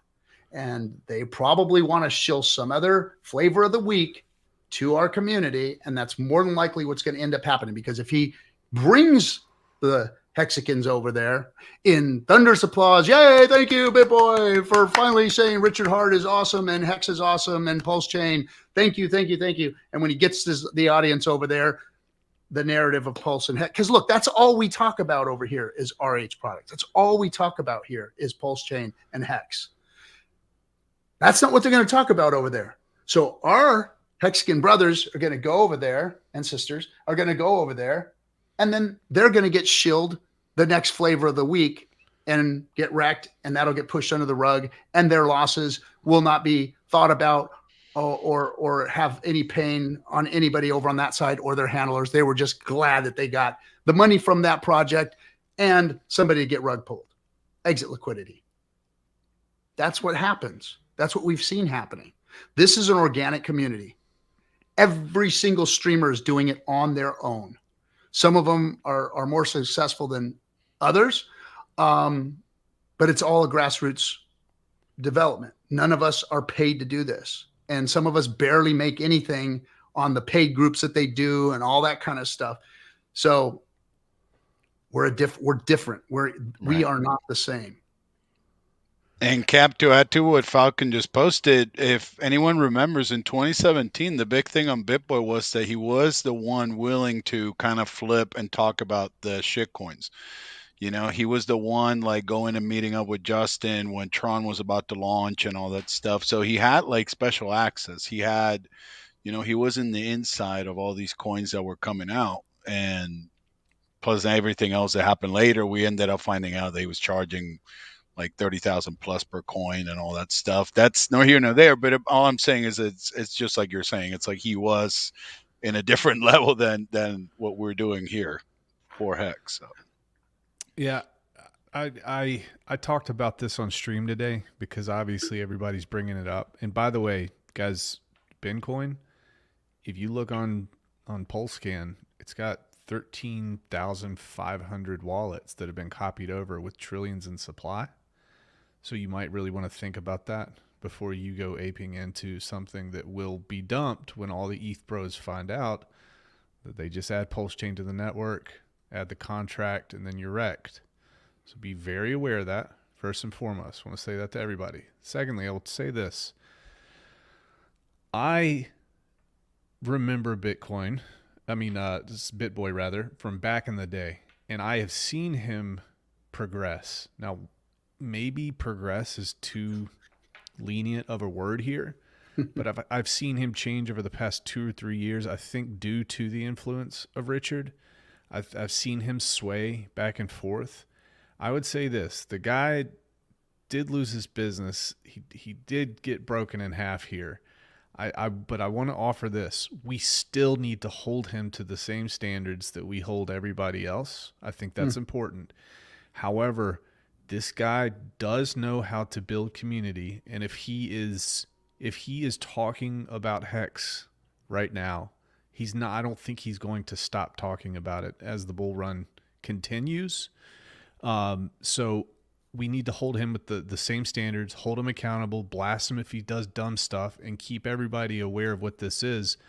But I'm also a second chances type person.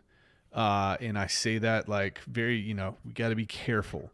But we could be witnessing to him right now as well. And maybe I should just talk to you directly, BitBoy, if you are seeing this.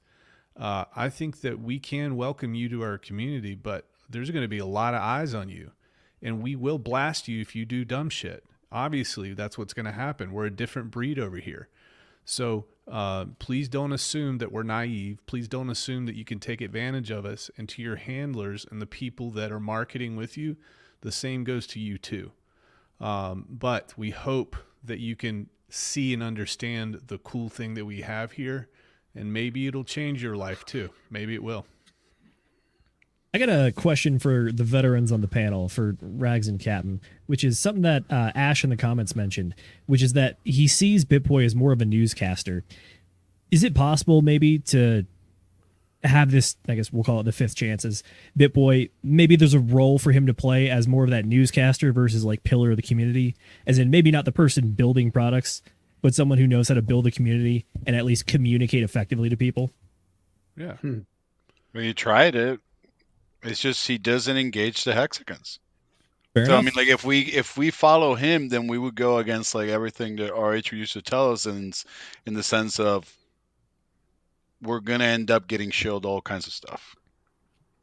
So That's it's fair. yeah. I mean, like if I mean, like what Nate said, if we could get that portion where it's like let's focus on the part where it's all right, we're gonna grow the community and we're gonna focus on what we're doing in Pulse, Hex, PLX, Tex, and other tokens that are being grown in the RH ecosystem. That would be awesome. But I know that the first thing he's gonna do is just take us that way. So let me go ahead and throw something out there then, because it kind of seems like there's a little bit of a different view here. So as a broadcaster, he's broadcasting to a wide variety of people. Okay. To have him on our side would be something where what he's going to do is talk about Hex to the audience. He's not specifically coming into, our space and being RG. That's not at all. That's the very least of what I would even expect. What I'm expecting is and this is what I'm hoping for. And so what I'm looking for is for us to kind of like welcome him in, show him kind of like a tour, right? How awesome Hexicans and PulseChains are. And then he goes back out into the world of crypto and says, by the way, these guys are really cool. I hung out with them. He's not in our home. He's not in our community. He's outside, but he is broadcasting about us. That is what I'm looking for. That's why I'm going to wait 3 months. RG3. Yeah. So we know he's bought and paid for. We know he's managed. We know he's produced. We know the things that he speaks of. And any real human being who's like us, grassroots, like I just said earlier, if we did these things to our community that we care about, that we're giving of our time to, we'd feel horrible about those things.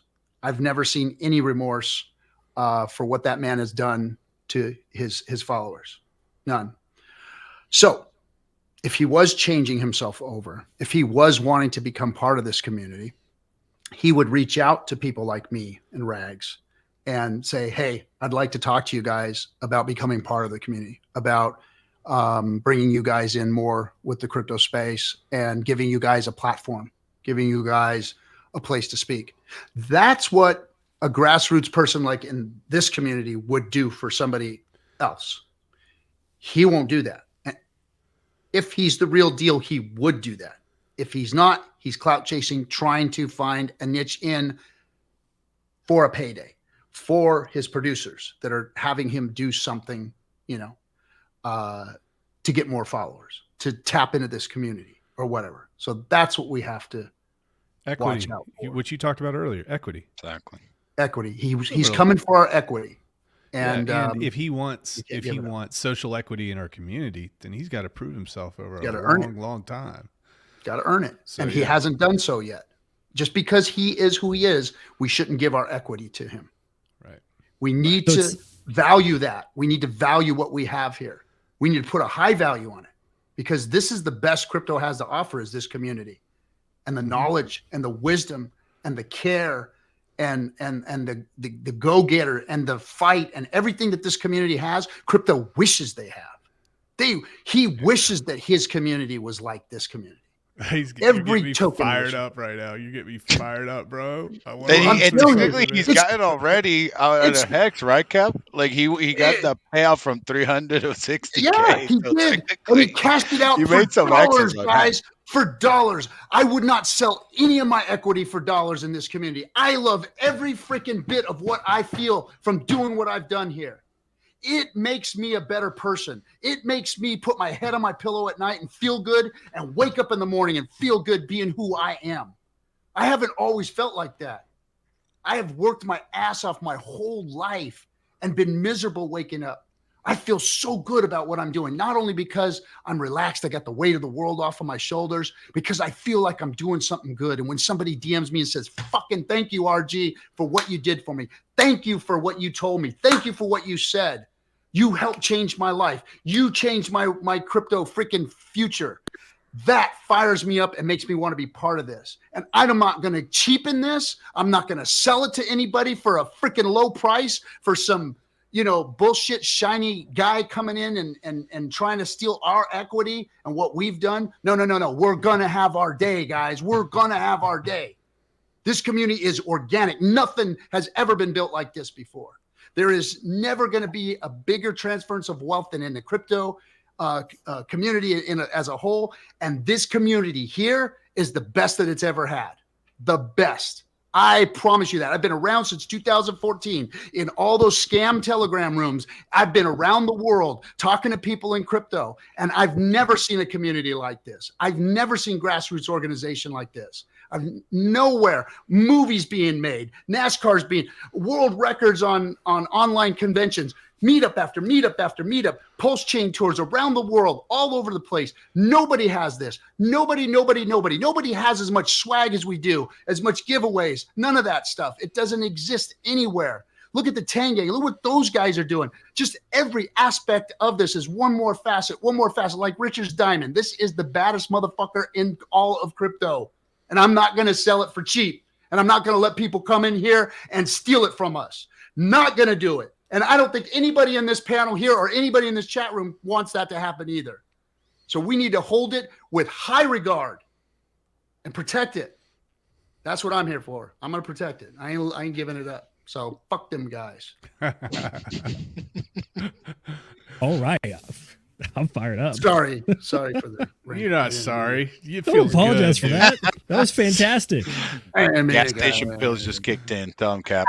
Gas station pills, not the boner pills. I mean, he's not that old. God, dude, Jesus. No, it could be vitamins. It could be vitamins. I am that old. I just don't look it. Bro, you have been de-aging. I saw you like 4 or 5 years ago, man. Dear God Almighty, dude. Yikes. Dude, you've made some improvements, brother. Made some improvements. He brings on SJ and looks 5 years younger instantly. Hey, dude. Does I help with the stress? Is that what it is?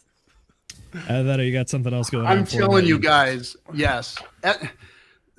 This woman here has totally changed Discourse Syndicate and the Captain streams and everything that we're doing around here. She is just really like, you guys don't even know. Like, the Captain's really, I hate saying that in the third person. I'm really like, I know I'm sounding like BitBoy, but I'm really an unorganized cuss.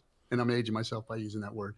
But I am an unorganized ADHD to the max guy that can't get his shit together. And SJ has kind of put my shit together. She was crying the other night because I know I've stressed her out. But well, if you didn't have my cross to bear, you would have probably not had such a hard week. But anyway, but it was just a challenge, right? Like, all of those things have made me a better person, a smarter person, a stronger person. Like, I wouldn't change it for the world. I'd cry those tears 1,000 times. I love what I'm doing. Let me apologize first of all to my good buddy and Hexican in the green room right now that I just totally just missed. He's sitting there waiting patiently. Everybody, ladies and gentlemen, the Thos Child. Hello. Sorry, bro. Thank you. That was the best. That was a really entertaining 15, 20 minutes there. Look, I just wanted to, while we were on the topic and while it was fresh and hot and piping fresh, I just wanted to point something out. Nate and Zenith, fucking mad respect to you guys, okay? You're at your stage of this journey with your energy and your intelligence. We fucking need you guys. You take a granular fucking energetic approach to what you do, and we're definitely like not trying to marginalize or delegitimize that. However, I do want to point just a couple things out to you.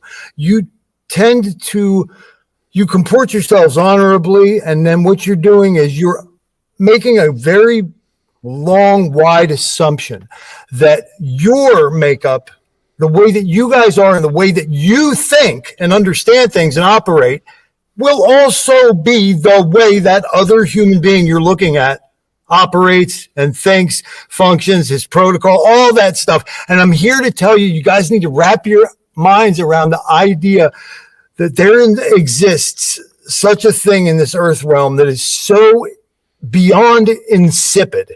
Just you scarcely can understand it. I'm not trying to speak to you gentlemen as if you're children. I'm just trying to remind you that there is a duplicity out here, especially in this blockchain assets world, man. Like I thought I knew, coming from the city, coming from hip hop, coming from the car, coming from the music business. God, there couldn't be a filthier thing on the face of the earth. Guess what? Welcome to crypto, man. Like, I was blown away some of the stuff I've seen, and not just in crypto in general, but even here at home in Hexico. What IDB, R2R, RG3 are speaking to you, brothers, man. I mean, take it home with you, marinate on it.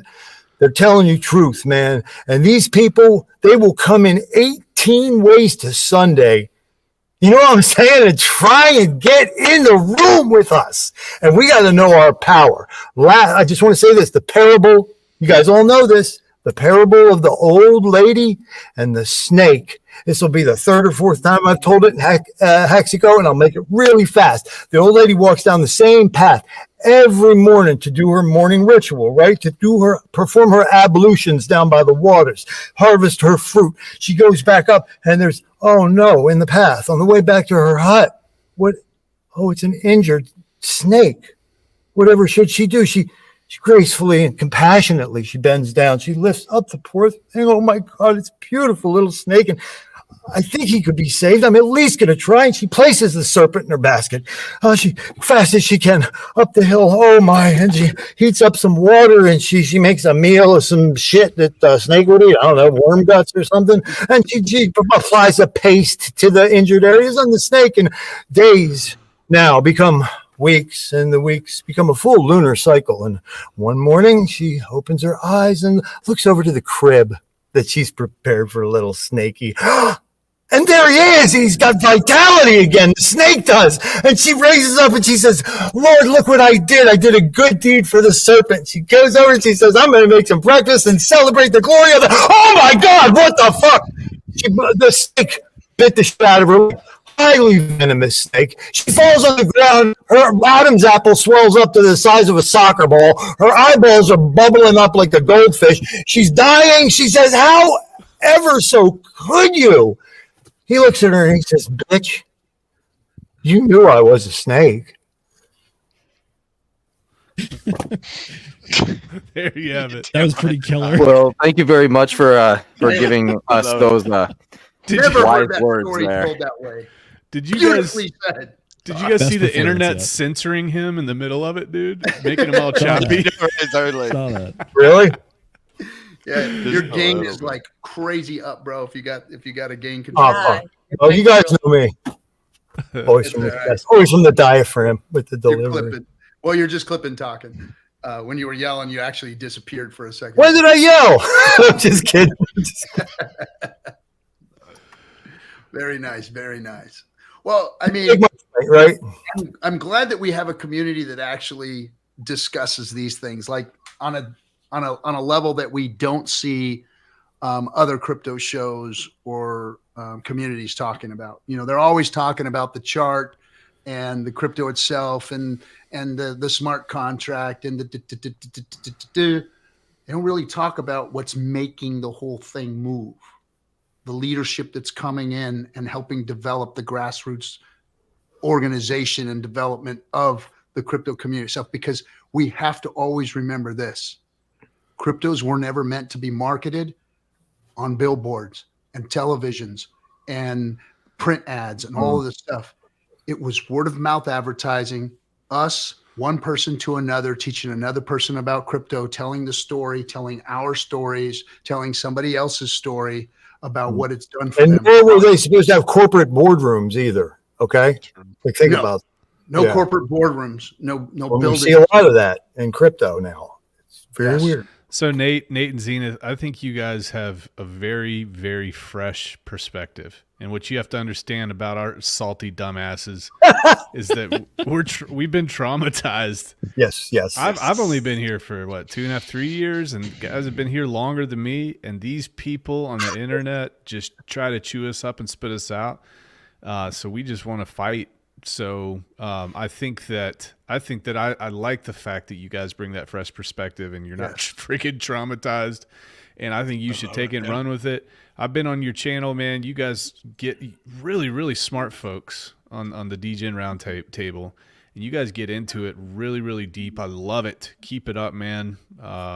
It's valuable. We need that freshness. There was a dynamic, bro. You reminded me of a dynamic that was very interesting that you just reminded me. And I'm going to show people the other side of it that I've never really even talked about.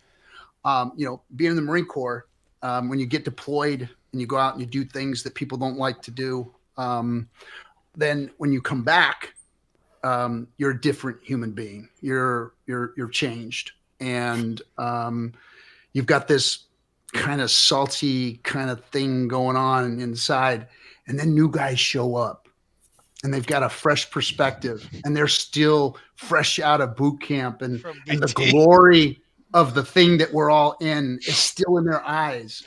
And we're so soured and depressed and broken down that even though we fuck with those guys and we blast on them and we act like we don't like them, we envy them because they. My mom cried when she saw my brother lost. Yes, and we really like them because they have what we lost, and we could see that in their eyes still that we don't have anymore, and. That's what the new people that are coming into this space are really doing for me right now. I'm seriously like looking at you guys. I was like, fresh meat. You guys haven't had to see the horrors of all of this crap that we've had to see. And I feed off of your energy, and even though we may say, oh, no, we really wish we could have that fresh of a perspective. You should see the doses that IDB and RG3 have to mainline to get the shakes to stop whenever they're going to come on stream, man. Yeah, to be fair, my roots actually started in 2020, 2021. I didn't really know too much, and I went with any kind of shiller. I ended up losing out of my 40,000. Oh yeah, we all did that too. I ended up losing out of 10,000 of that. Which means that's a lot of work and a lot of for my family, and my child was born around this time too, that didn't exactly have the best life, and so I kind of gave up on crypto. But then I ended up coming back, and I said, you know what, this time I'm actually going to work hard.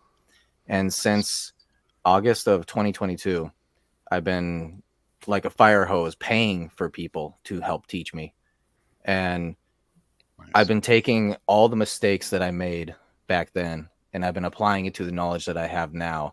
And I see a lot of, as you say, newer people, right? Who are newer here, come into the space and start following the same path I used to face.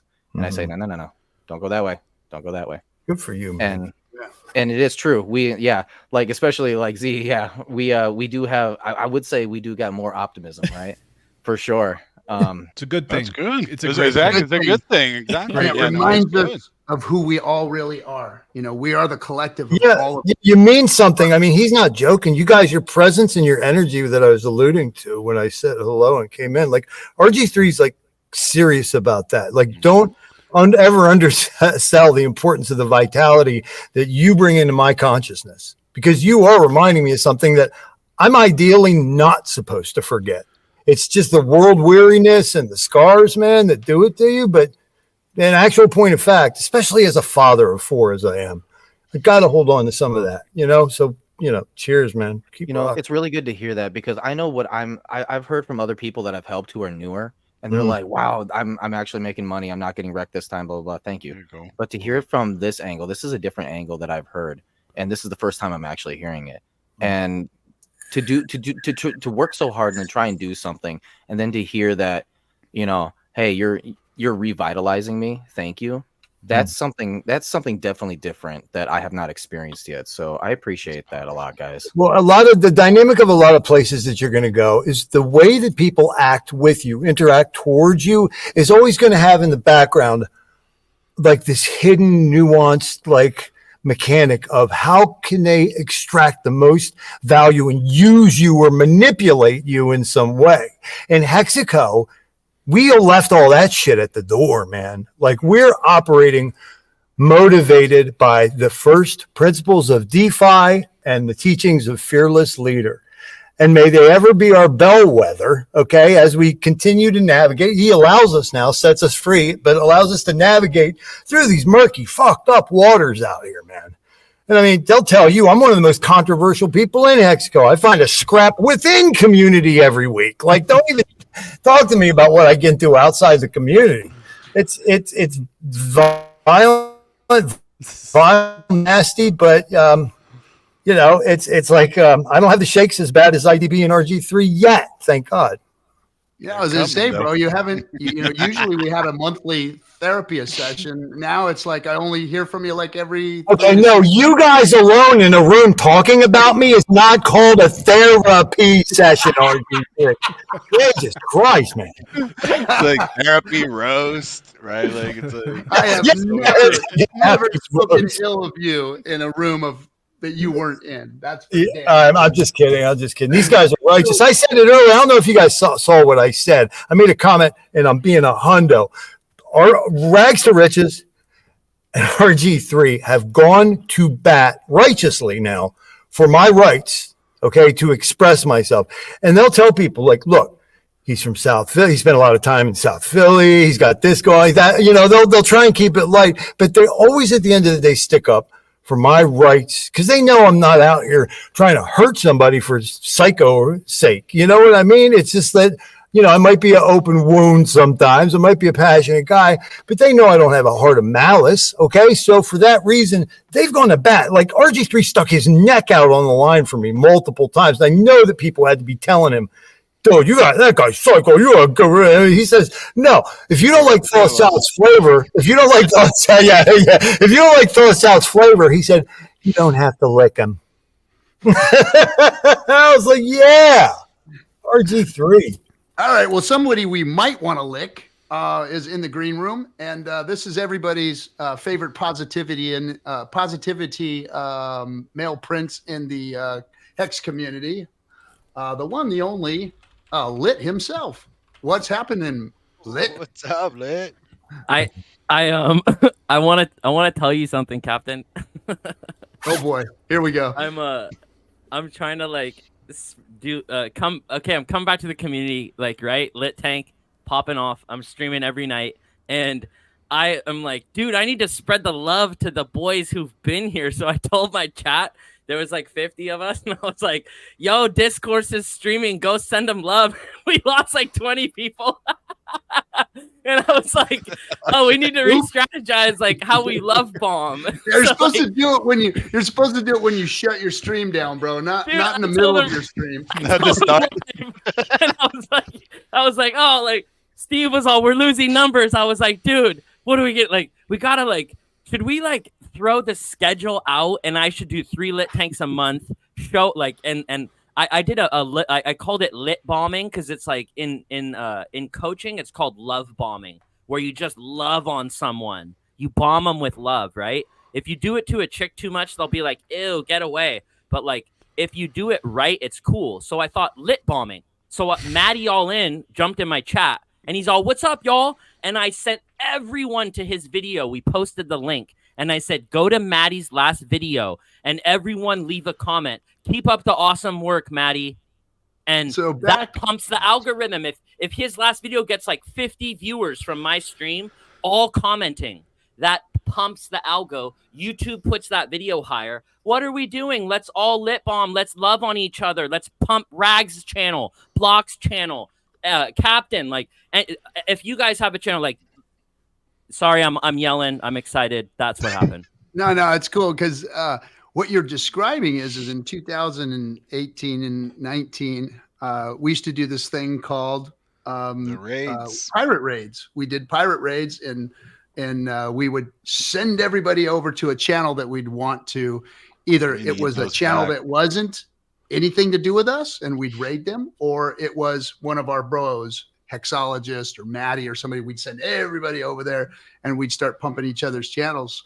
So yeah, we've Shout out Maddie. see, that's what I'm saying. Look, Fresh Russ look pumping at the things, lemons. stuff coming back. Yeah, the lemons, and stuff coming back. New people bringing on the stuff that we may have forgotten about or stopped doing. You know, love it. Love the energy, Lit. Thanks, man, for bringing that. Question, Captain. When I first launched my PulseChain video, I had 1,000 views. Was that the raid in action? Well, you came in at a time where the community was pumping, you know, I mean, our first video, we had 4 people watching it. There was more people on stream than there was watching the stream. And if you've had a following, if you've had a consistent following in the past and then you come back, that pumps the algo as well. A lot of times it's like, hey, this person that you followed for a long time, look, they're doing content again. So your first video after stopping for a while, oftentimes will hit the algo harder. Oh, that's funny. That was RG and Funding Gym. We ripped one out, and yeah, it boosted the biggest. Nice. Yeah, so I'm here to help y'all. Like Rags, when I got here, bro, you were making content. You and Block and RG, like y'all remind me of this time, and I can't help it, but I get happy. I'm warm and fuzzy. I get warm and fuzzy when I think of main chat and everyone getting along. And Crypto Panda, Crypto Heartbeat came on the scene. That was the coolest time. Crypto Coffee was making videos. Discord Syndicate was pumping. Maddie All In had the Quant Gang. Do you guys remember that? That was like, I want to go back to that time, y'all. I looked up to you, Lit. I was actually way. Yeah. So I saw it was myself and it was Crypto Heartbeat. And dude, your channel was just what everybody was talking about, and I was like, "How's this son of a bitch get all this attention right now?" So, yeah, I just said, "Oh, the better streamers are coming. The better streamers are coming." But dude, it pushed me.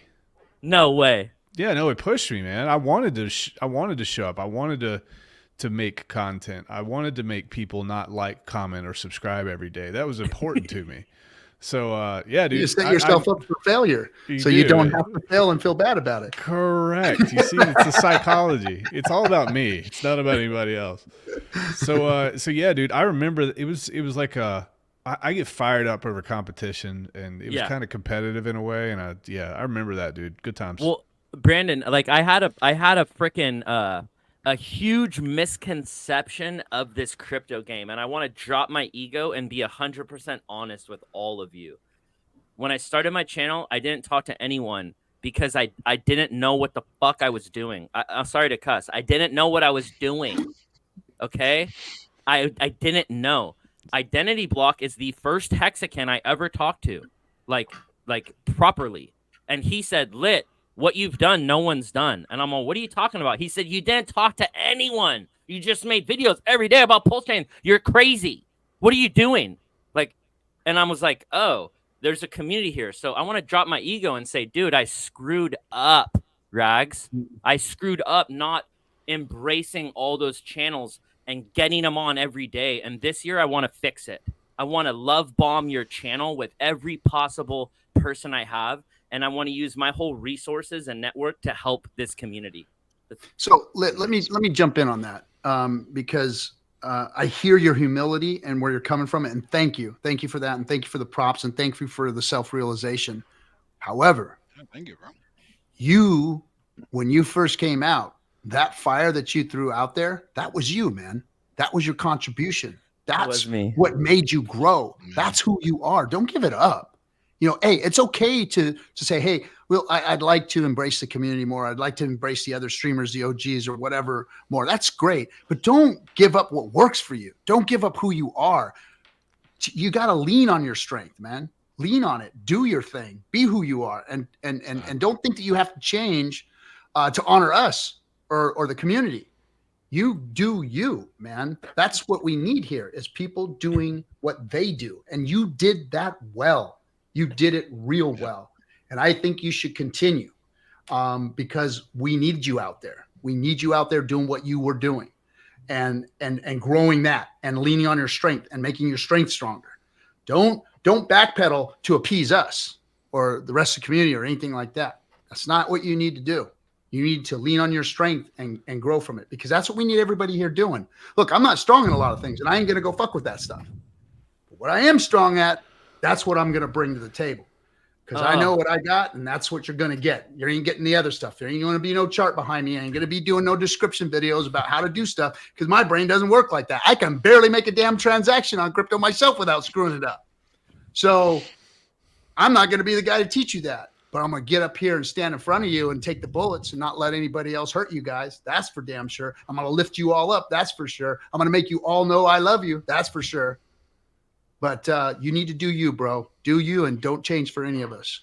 I almost got emotional when you're talking, and I want to explain why.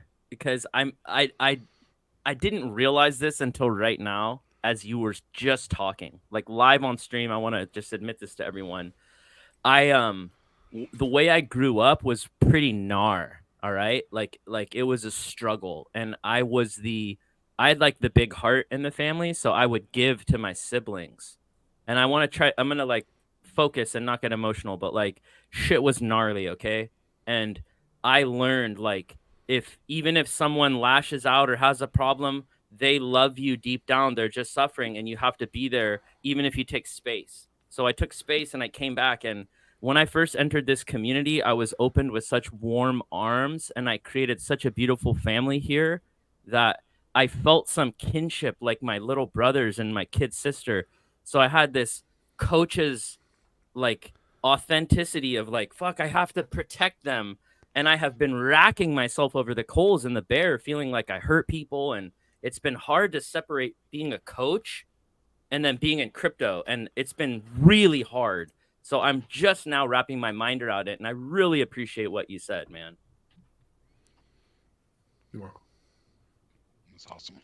Right on. Well, I got to get going. I have someone special right next to me who is very patiently waiting for her night, because I was at work and then I did a stream, and now I'm doing a stream here again, and she is still patiently waiting right next to me. So lucky man.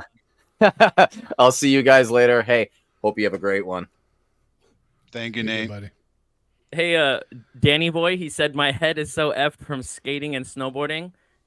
Yeah, I had a crazy skateboard accident. I don't know if you guys know this, but I fell like off of a huge, like I've kickflipped off roofs and stuff. Okay, I was a skater and I've fallen from roofs, and yeah, I smashed my head super hard when I was younger, and I think it took like 10 years to recover from a brain injury or something. So that might explain a lot. Yeah, 10 years to recover. Yeah. Yeah, we'll see. But the secret's out. Like I was a skater and I threw my stuff off gnarly stuff. And you also have is that anyway? That's one of the first people I met. I forget his name. He's in the chat. He was the first Hexican who ever commented on my channel and started teaching me about Hex. And he took like the entire day teaching me about Hex. He's like a 50-year-old contractor, and Nice. out of nowhere, he's just like saw my video and just started teaching me. And like, where do you go for that? So this community has that, and I want to give back. So what I want to do this year is like take people who have been loyal and been here, and I want to start linking them up with all the best connections, and I want to boost out the people who are like here. Do you guys know what I'm saying? Like, I want to bring that family vibe back where it could be competitive, but it also could be family. It also could be healthy competition. It also could be, dude, it's a whale game. Like, can I talk to you guys about these whales? I don't know if you've been watching my streams, but I have just understood.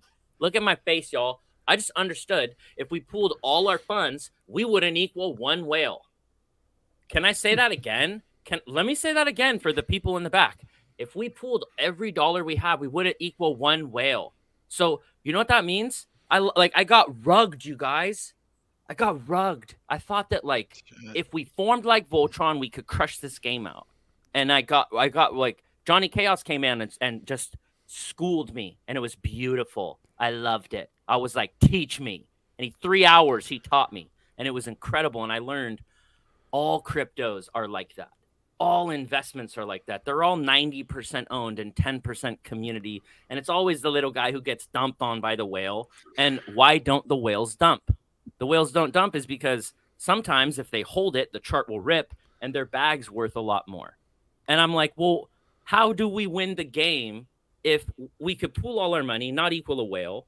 And like, how do we even win? Are we just at the mercy of the whales? And I think my answer is hell yeah. Would you guys agree? Are we just at the mercy of the whales in this game? Let me blow your mind and make you feel even worse about it. Here, the biggest whales have not gotten in yet. Think about that for a moment, guys. The biggest whales have not gotten in yet. Crypto is less than 3% of the world population in it. There are trillions and trillions of dollars out there, and there's a little tiny $1.2 trillion market space here. The biggest whales haven't gotten in. This space hasn't yet begun to be manipulated by the big money. We're in early. We're in so early. This has no adoption here yet. Wait until we hit 10, 15, 20% of the world in crypto. That's going to be game changing for everybody 10 here. trillion market cap. Ooh. Can I talk to you guys? It will I happen. used to, It will happen. I used to run think tanks. Like Captain, I used to run think tanks. How do we do it? Can we talk right now? How do we do it? Do we need hot chicks? Do we need to make them smart? Do we need to like give them alpha and get them hot and send them to the party that we can't get in? I just did a stream, all right? Here's what we do, bro. Here's what we do. We bring as many people to the game who understand it as possible and have them go out there and speak about it. Because somewhere, somehow, some way, there is going to be virality. There is going to be where this space calms down enough, things get easy enough for people to get in crypto. Because let's face it, that's the biggest hurdle, is trying to help somebody get a damn wallet set up, a Coinbase set up, getting their funds into it, out of it. All these things, they're starting to get easier. Don't get me wrong. They're starting to get easier. But until everybody can get on, like every 15-year-old kid had a Robinhood app, 2-3 years ago. Until it can get that easy and people can get in and out and they don't have to worry about how scammy this place is, then somehow, some way we will have a viral moment and adoption will start to take place. I was going to say, we just have to keep throwing everything at the freaking wall. That's what it's we got. not necessarily the steady, gradual growth either. I mean, we all know the tipping point, right? There's going to be this quantum leap that occurs somewhere between 18, 22, 25% global involvement, where you're going to wake up one morning and it's going to go from this steady rise to this parabola, where it's just going to be like, okay, there's no turning back. This is now our default new paradigm and understanding of reality. Okay. That's going to be a moment we're all going to live to see, hopefully. And it's going to be dramatic. So keep that in mind too. Survival. They want to see protocols that survive for decades. Having a community like this one is a big step towards something like that. They want to see, like RG3 said, they want to see liquidity, because if you got 8, 9, 10 figures, you're okay with a double, right? As long as you can get out. Right. Look at what BlackRock just did. Didn't they just flip like 50 mil to like 2 billion in a couple candles? Liquidity, man. You got to survive. You got to build that liquidity up over a decade. We saw it with Bitcoin. We see it with Ethereum. Same thing. Yeah. And now it's going to start moving at a hyper accelerated pace. It took 12 years to get to real DeFi. It took 12 years of crypto making its mess. I mean, and it shit all over itself. It was, if you look, somebody asked in the chat, were you in? I was in the early Bitcoin forums. I owned a gaming company that supported a game called Counter-Strike. And we were in these IRC chat rooms because we didn't have voice chat. We didn't have all that stuff back then. It was these stupid text prompt chat rooms in order for us to go and communicate with one another. And in those IRC chat rooms were Bitcoin forums, people that were talking about Bitcoin and trying to sell us crypto for our in-game stuff and all that. And that was when it all started. And then it just morphed into this big lump of crap that it has become. But eventually breaking through the ashes and through the muck of the, slime here, we have true DeFi. We have what Satoshi envisioned. You know, he did not mean for Bitcoin to be the end all be all. He was showing everybody the way. He was proofing a concept. He gave it and said, here's the tool you need. Now go out and build it. And he walked away, died, whatever. And now here we have better people who in their right mind doesn't understand that better people can come and build a better mousetrap, that better people won't come into a space and make things better. Why is it that this crypto community is so hell-bent on holding on to absolutely nothing? There's nobody there. The It's guy empty. that created it. My comment earlier about my records, right? The vinyl records. I mean, I was carrying those things upstairs to DJ at clubs every night. And those record bags and crates, they weighed like 200 pounds, dog. Everything about the technology that exists now for the gigging working DJ is better, from the real-time editing, digital audio workstations, the effecting, the way that you can color tones and pitch and shift things. You know, it's all of that. Plus you can have your entire fucking record library on a fucking thumb drive.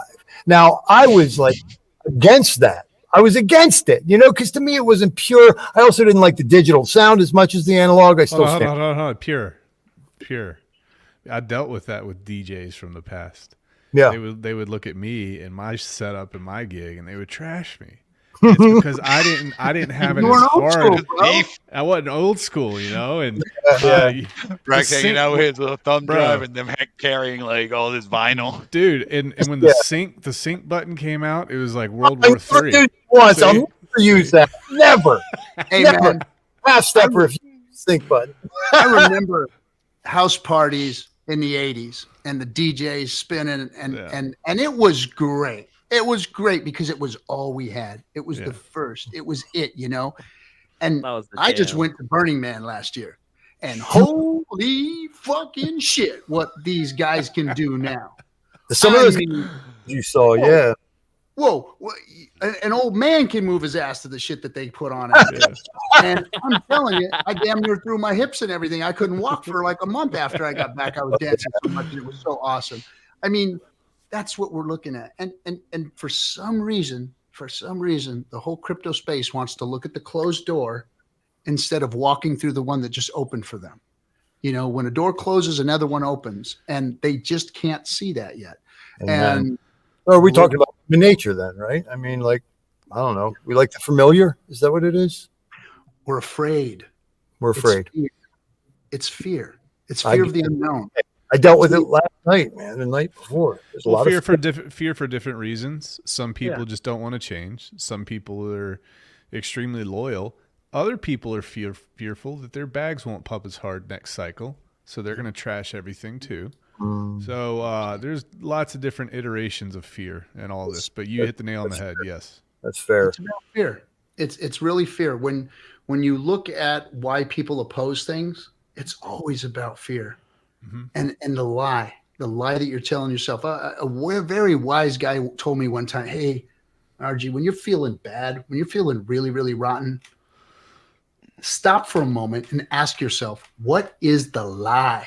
What lie are you telling to yourself that's making you feel I think say, bro, for real. Yeah.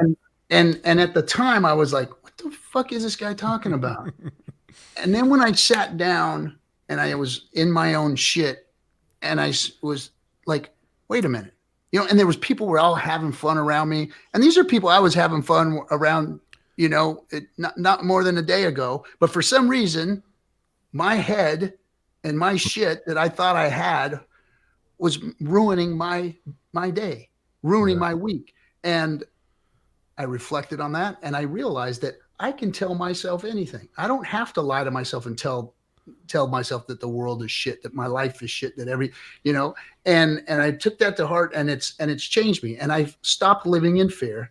I've stopped living in lies and I just move on. And hey, nothing bothers me really. I mean, I get fired up about things, don't get me wrong, but I usually get fired up about things that make my passion come out, that feed me. Like if something I don't like, I let it feed me so that I can push it out with good energy, you know? That's why I want hot chicks in crypto. Yeah, I'm just a There's a few. from the age of 3. I couldn't You abide should look up injustices. Be yelling about injustices at the age of 3. That's another thing that'll get people, wired for sound, get them passionate. Is this if you see very clearly that there's an injustice taking place and that it's preventable. Some of us are just going to go ape shit in our attempt to try and articulate what's at play here. And sometimes that's frustrating because you may be having a really myopic audience, okay, that isn't going to see the good sense, no, come hell or high water. So, it's an adventure. Day by day, we take it. How do we unify the community, Captain? Rags, Block, Toth, SJ, Zenith? Example. How do we do it? Is it green candles? We can't do it? Just chill and have fun? Or is it like, no, we could do this? Like, what do y'all think? Does it have to be? It's parties with hot chicks.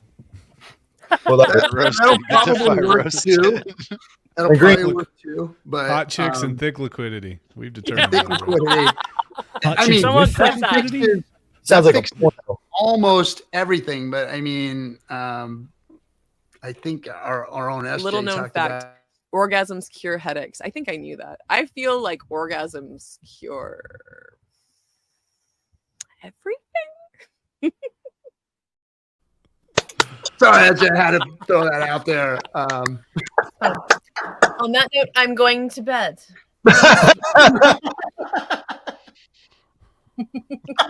Real though, we got a big day tomorrow. PulseChain tour, Yeah, Irvine, man. California. I'm sleepy as fuck. Bye. Good job. Thanks for all the I'm gonna head out too, guys. Yeah. Thank you for having me, Cap. Shout out to Hey. Liv for doing this whole think tank too. We're trying to do some of the pumping the Pulse ID 369, the PulseChain Foundation Twitter, because we're gonna try to go on Twitter Space because that's something that Liv was mentioning, how to grow it. I think maybe Spaces, Telegram chats, some of the things that we were doing through 2021. It was working. So could you send me some stuff that I can talk about on the PulseChain tour? Of course, I'll do that. Of course. Yeah, Thank you, send Cap. me something so that I can direct. You got it. As of right now, it's just I haven't done that much publicly because I registered the LLC, got the EIN, so that part with the Treasury and the State Department are set. But then the 501c3, which is what gets us, like actual benefit for whoever donates, that hasn't been approved. The IRS is slow as F. Someone told me 2 months. Someone said it could be 6 months. So we'll see how that goes. Keep fighting. But yeah, I want to make sure that it's just that a lot of people were thinking, all right, well, am I going to Puerto Rico? Am I going to Portugal? Here or there? I was like, let's just find a place here that we can have our own tools, our own products, and then we have our own tax havens. We make our own things. So we'll see how that works. So thank you so much, guys. Thank you, Zenith, Hey, Captain. Block, Liv, before you thank go, Todd, and Block, Brandon, brother. Block, Yes. before you go, I'm diligently working. I may have not been recording, but I remember who was here back in the day, and I know who loves this ecosystem and is here long term. And I'm thinking about you and connecting you behind the scenes. And it goes all the way up to Captain. Like I'm here and I'm helping as much as I possibly can my piece, and you're a part of it. So thank you for being Thank here. you, Much brother. love, brother. You got it. And I know how much, you went through like the whole situation with Mama Awesome and all that. Yeah. So a lot of you guys don't know, but like Lid was trying, he would have like basically streams with some of us for an hour, 2 hours, and he would just do it in private. So thank you so much, Lid. And thank you so much to everyone else. Shout out to Quinn for the shirt. Like, I know that when I got it, it was red. I don't know if you guys keep telling me it's orange. Well, like I said, I'll keep saying that I'm rocking like the Tang Gang edition. The Tang Gang must have done it to you. Yeah. So thank you so much, guys. Later. Hey, what is the Tang Gang, guys? Are they like? Do they like Richard Hart? Are they with us? I'm coming back, y'all. I'm supposed to interview Too Spooky on Sunday, and it's like the whole Tang Gang. I don't know anything about them. So a group of very intelligent, very fired up, very motivated NFT enthusiasts that want to bring the NFT space to PulseChain. And they've done it in a way where they've turned into a real effective marketing crew. They created a token that they all hold. And by holding that token and being part of the Tang Gang itself, you can participate in what they call Free Mint Fridays, and they do a lot of other Free Mints. But Free Mint Friday, like today, they bring NFT projects to the table, and they say, hey, we're going to help you launch. We're going to bring the Tang Gang to help meme your coin, your NFT out there. We're going to purchase them. All we ask for is maybe a free NFT to give to the community that they can all vie for, or them holding that token in their wallet allows them to get a free NFT from the person who's actually asking for the help in marketing. So they've been a very effective marketing tool. They're very loud. They are the best of us. Now, some of them have gone out of control, like a lot of the Hexicans in the community do, and I love them too. But yeah, it's just a real robust NFT community that's out there doing some serious marketing, bringing adoption to the PulseChain through NFTs. Oh, and Richard never really, he said they're stupid, right? Richard was like, he never was an NFT guy, so they're not really going to get his support. Am I right? Or like, So, teach look, me. Richard, that's the problem with this community is they'll take something that Richard said at some time and they turn it into gospel, right? Yeah. So Yeah, like it's it evolved. Richard 3169 said, and it's like, guys, you're taking it out of context. Just like the whole ban or blocking thing on Yeah, Twitter. he said that JPEG loosely affiliated with the URL was his last comment on it, and he last said that around the time that Hedron and Icosa was making its rise. So And he we're even said, I may change my mind on these things later when I see some use case.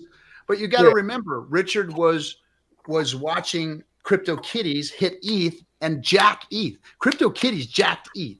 That's a good point, man. It was Break it down. How did they jack ETH? Because I only came into PulseChain. You got to teach your boy Lit, dude. Like, how did CryptoKitties jack ETH? Work fees.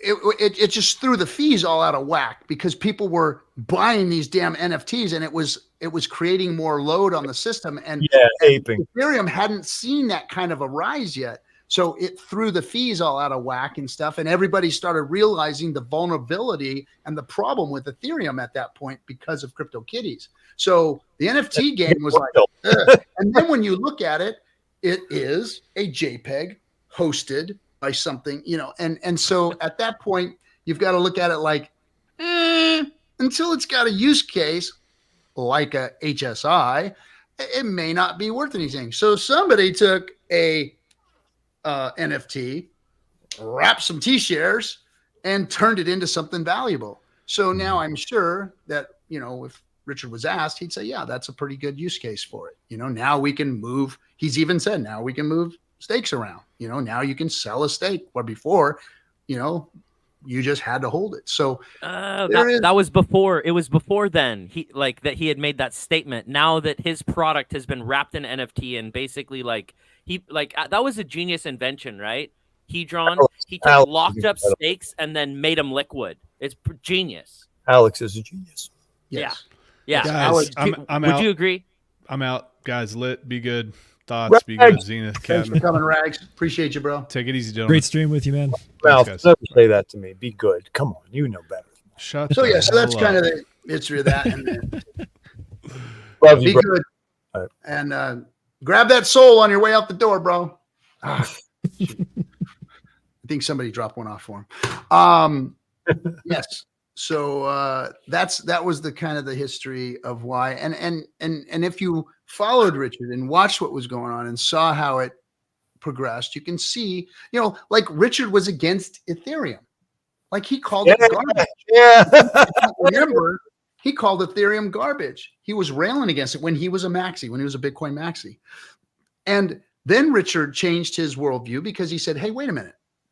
It's not Ethereum that's fucked up. It's the people programming in Solidity that have fucked up. Wow. They didn't build correctly. Solidity is actually a strong programming language in the crypto space. Ethereum did a good job with it. May not have scaled properly, but they did a good job with And germane to Richard's personality, he then went on to say, anything you can do, I can do better. Exactly. And so he changed his opinion on Ethereum and therefore built Hex on Ethereum. So to think that the things that Richard says are like in stone set, and if you deviate, then blasphemy and be gone with you, banished, and Say militant, man. We got some faith militant in this fucking community. They'll nail you to a cross, baby. And I Do you love think that that's energy. the tribalism right there? No, it's energy. It's just misdirected energy. It's just not being wrong, but being inaccurate. Orthodoxy is another fear, is it not? Like people are like, well, it has to be this way. And if it deviates from that, then everything's going to get all Koyaanisqatsi and spun out. And, it's just another fear. Yeah. And it's also a power grab. People that enjoy that power and want to hold on to it, and fear of losing it sends them into, that aggressive stance. And so I see that in the community too. There's nothing new under the sun, folks.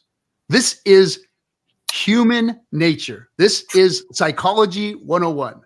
Nothing new under the sun. And the only reason I know any of this stuff is because I'm 56 years old and been through therapy for my whole freaking life. And I don't claim to be a therapist. I just claim to know by default what fucked up is. Hey, RG3, anything you can do, I can do better. and I've just gotten tired of being beaten up and sitting on the nail. And I've gotten up and I've changed things, and I've seen things, and I know things, and I don't drink.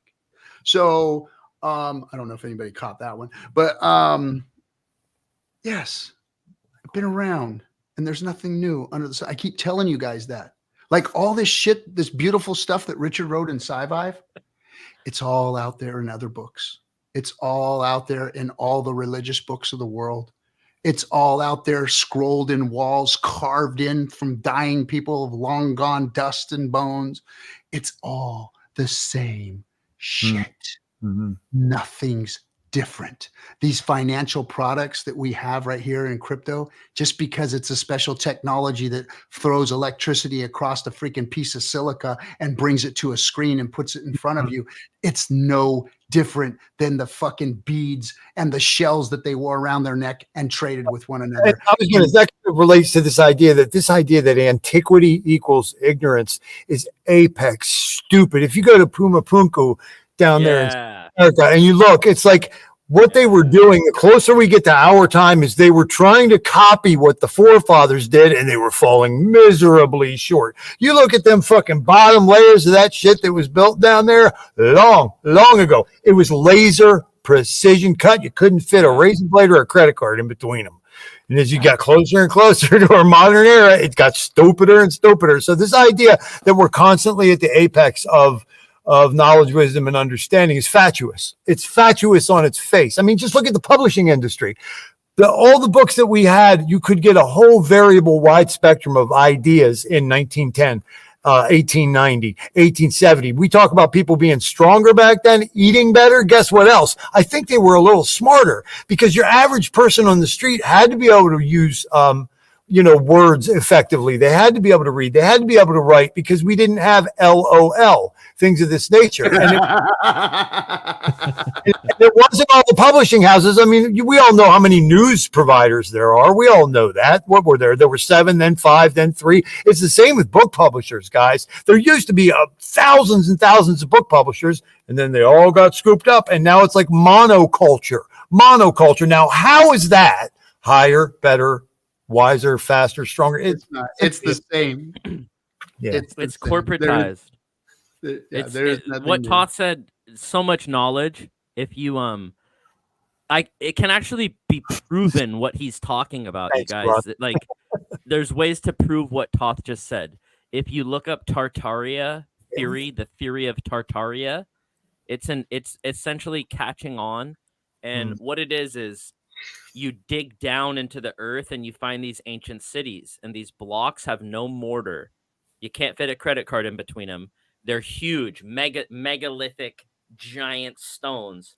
And there's also cities buried in the ocean with pyramids. Oh yeah, there's and full structures. So hold on. What the hell is a giant city doing buried in the ocean? Did an earthquake tip it off? Or did the water change? Was there a flood? What are cities doing 50 feet below the earth? Then when you discover these cities, they found these things called tablets, these clay tablets, these Sumerian script. They found a Rosetta Stone that translated an ancient Greek to Sumerian script, and other language, so they could actually decode it. And inside of this are stories, and stories talk about exactly what Todd's talking about. They talk about technology. They talk about pilots. They talk about people flying. They talk about bombs and war and going to this land and destroying it. And if you go to that place, like, this was all mythology, but they're starting to like get these LiDAR side scan sonars and go down and say, holy crap, there is a city from this ancient, like, written transcript that said there was an ancient city there, but it's like 50 feet underground. So like, what the hell happened in the past, y'all? Here's my opinion on that. It doesn't matter. But what matters, that's the cap. Here's what human beings have done forever. This is the one thing that they've always done. And there are some people out there that are, their brain space is built more for intellectualizing things. There's people out there that are engineer minded that can engineer things that have, in the past, we probably had some, well, obviously we've had some brilliant people that we can't even tap into today because they're dust and bones. But here's what they all did. They tapped into their imagination and they tapped into the universe. Because if you're quiet enough and you sit within yourself and you tap into the universe, that power that's out there that you all have access to in abundance. And that's why I'm trying to say that there's so much more out there that you can put in your mind by just reaching into the universal power and dragging it into yourself and letting it flow through you and out through you, versus wasting your time with little things, wasting your time with anger, wasting your time with doubt, wasting your time with fear. There's so much more out there for us to tap into and bring positive energy to everything around you. And that's what human beings have done that have done good in the world forever. They've gone into themselves and they've tapped into that power that exists for everyone to actually go out and make themselves and everybody around them better, happier, smarter, safer, all that good stuff. We can all create our field. Our informed field is malleable by us. And I'll tell you the secret to it, and it can be the hardest thing, is if you're poor, you have to comport yourself in a way that you're actually wealthy. And that's damn near fucking impossible for a lot of people to ever achieve and wrap their mind around. But to my way of thinking, we live in a photo negative of the real reality, and you simply have to will it. You have to believe it. So that's major, because it means we're co-creators. We're fucking in real time co-creators. And so what Captain says, yes, man. Every day you have the ability to create. And here's one thing I want Hexicans to understand. There is more money and more good energy out there than you could even possibly imagine. From nature of the universe, abundance, man. Never live in a world of lack. Live in a world of abundance. Know that there is plenty of financial energy that could come into this and blow up all your bags. I know I sit back and I'm very, very conservative about price calls and all that stuff, but you guys don't understand the reality of how high Hex can go and what it can do if we focus that energy and bring abundance into this. It's all. Tell me how far it can go. Gunther, $7 end of the year, man. Not numbers. No price. Not price. Bitcoin, I mean, how can we go? Yes. If Bitcoin in 12 years can do a 6 million X and bring in 3% of the world's population, Hex can do 10 times that easily. Hex can do 6 million X plus in half the time. Why? Because it's better than Bitcoin. It's better. We have a better product, and people don't see that and go, wow, it's about abundance. And it's just a matter of time before this all catches up.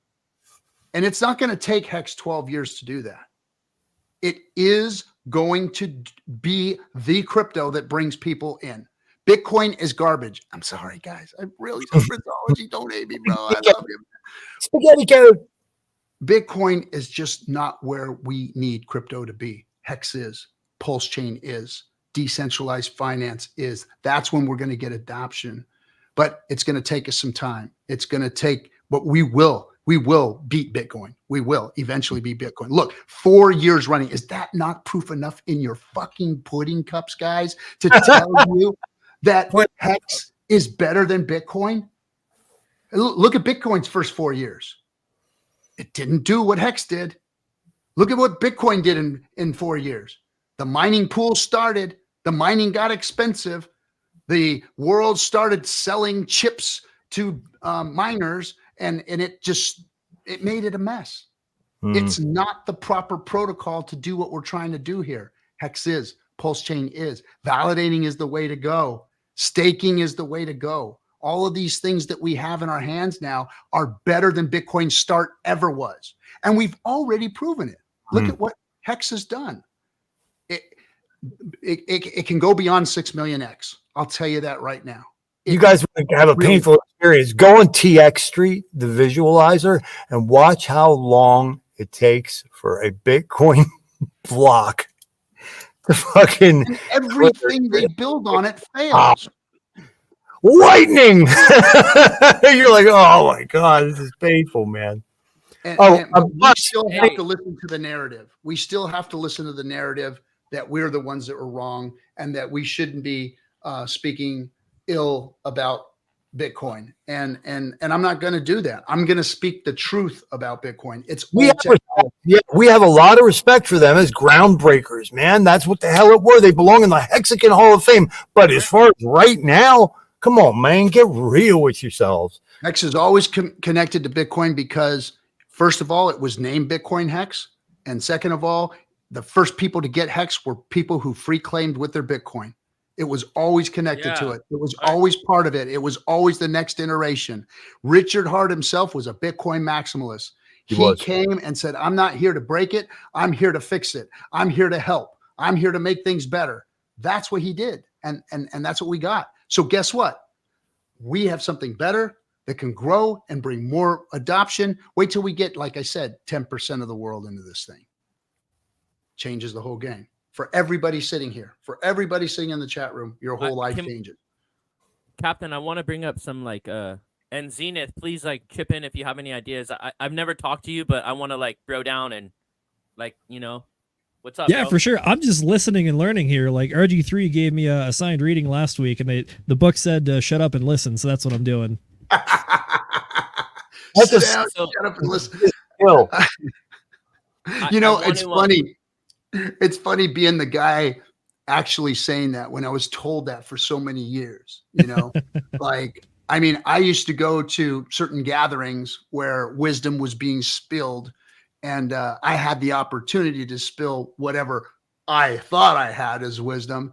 And they literally would tell me, sit down, shut the fuck up and listen, because you ain't got nothing to say and nothing to tell us. So listen, boy. And old school. Yeah. Old school. And I listened and I was like, oh man, I don't know shit. I'm just realizing that these guys didn't have the proving school that I had, which was that Telegram Pulse main chat was brisk for fucking 10 months. I mean, I spent my whole life in there and I learned so fucking much, man, and made friends I have till this day. But these guys don't. Now I'm realizing as you talk, RG3, these guys don't really. They don't have that. So what is the replacement then? It's an interesting topic, It is. And for another time, because we've got 3 hours and I've been told to quit doing these long old streams, but I freaking love it. I love all of you guys. Zenith, thanks for coming, man. You guys, Degen, you guys are on my top of the favorites list. Thank you for doing what you guys do. He told you all how to pronounce the name. THOT. Y'all say thought. It means that hoe over there. Thought. THOT. No, that's not thought. It's not thoughts. It's thoughts. You keep doing you, man. You keep doing you. Don't ever think you have to waver for anybody else. Don't give in to whatever else is going on out there. What works best for you, do it. That's what this community needs, is lit at his best. And Thothschild, fuck you too, man. Everybody have a good one. Hey, if you're in Cali or if you're not in Cali, get on a freaking plane right now and come out and come party with us. We're going to be hanging out. Lala, Dorsey, Fat Sammy, Just Live, Human Hex Trafficker. That is an alluring name, my brother. Melv Tony, all the time. Logi 33. Yo, man, see you. All right. We're going to be tomorrow in Irvine, California. Go to pulsechaintour.com. Get your tickets. Come hang out with us. Get on the VIP event if you're in Cali. Love all you guys. See you next week, Monday, chatting with the captain. Right, SJ? I don't know. SJ's around. She's gone. She went to bed. I'm done anyway. All right, everybody. Have a good one. We'll see you on the next one.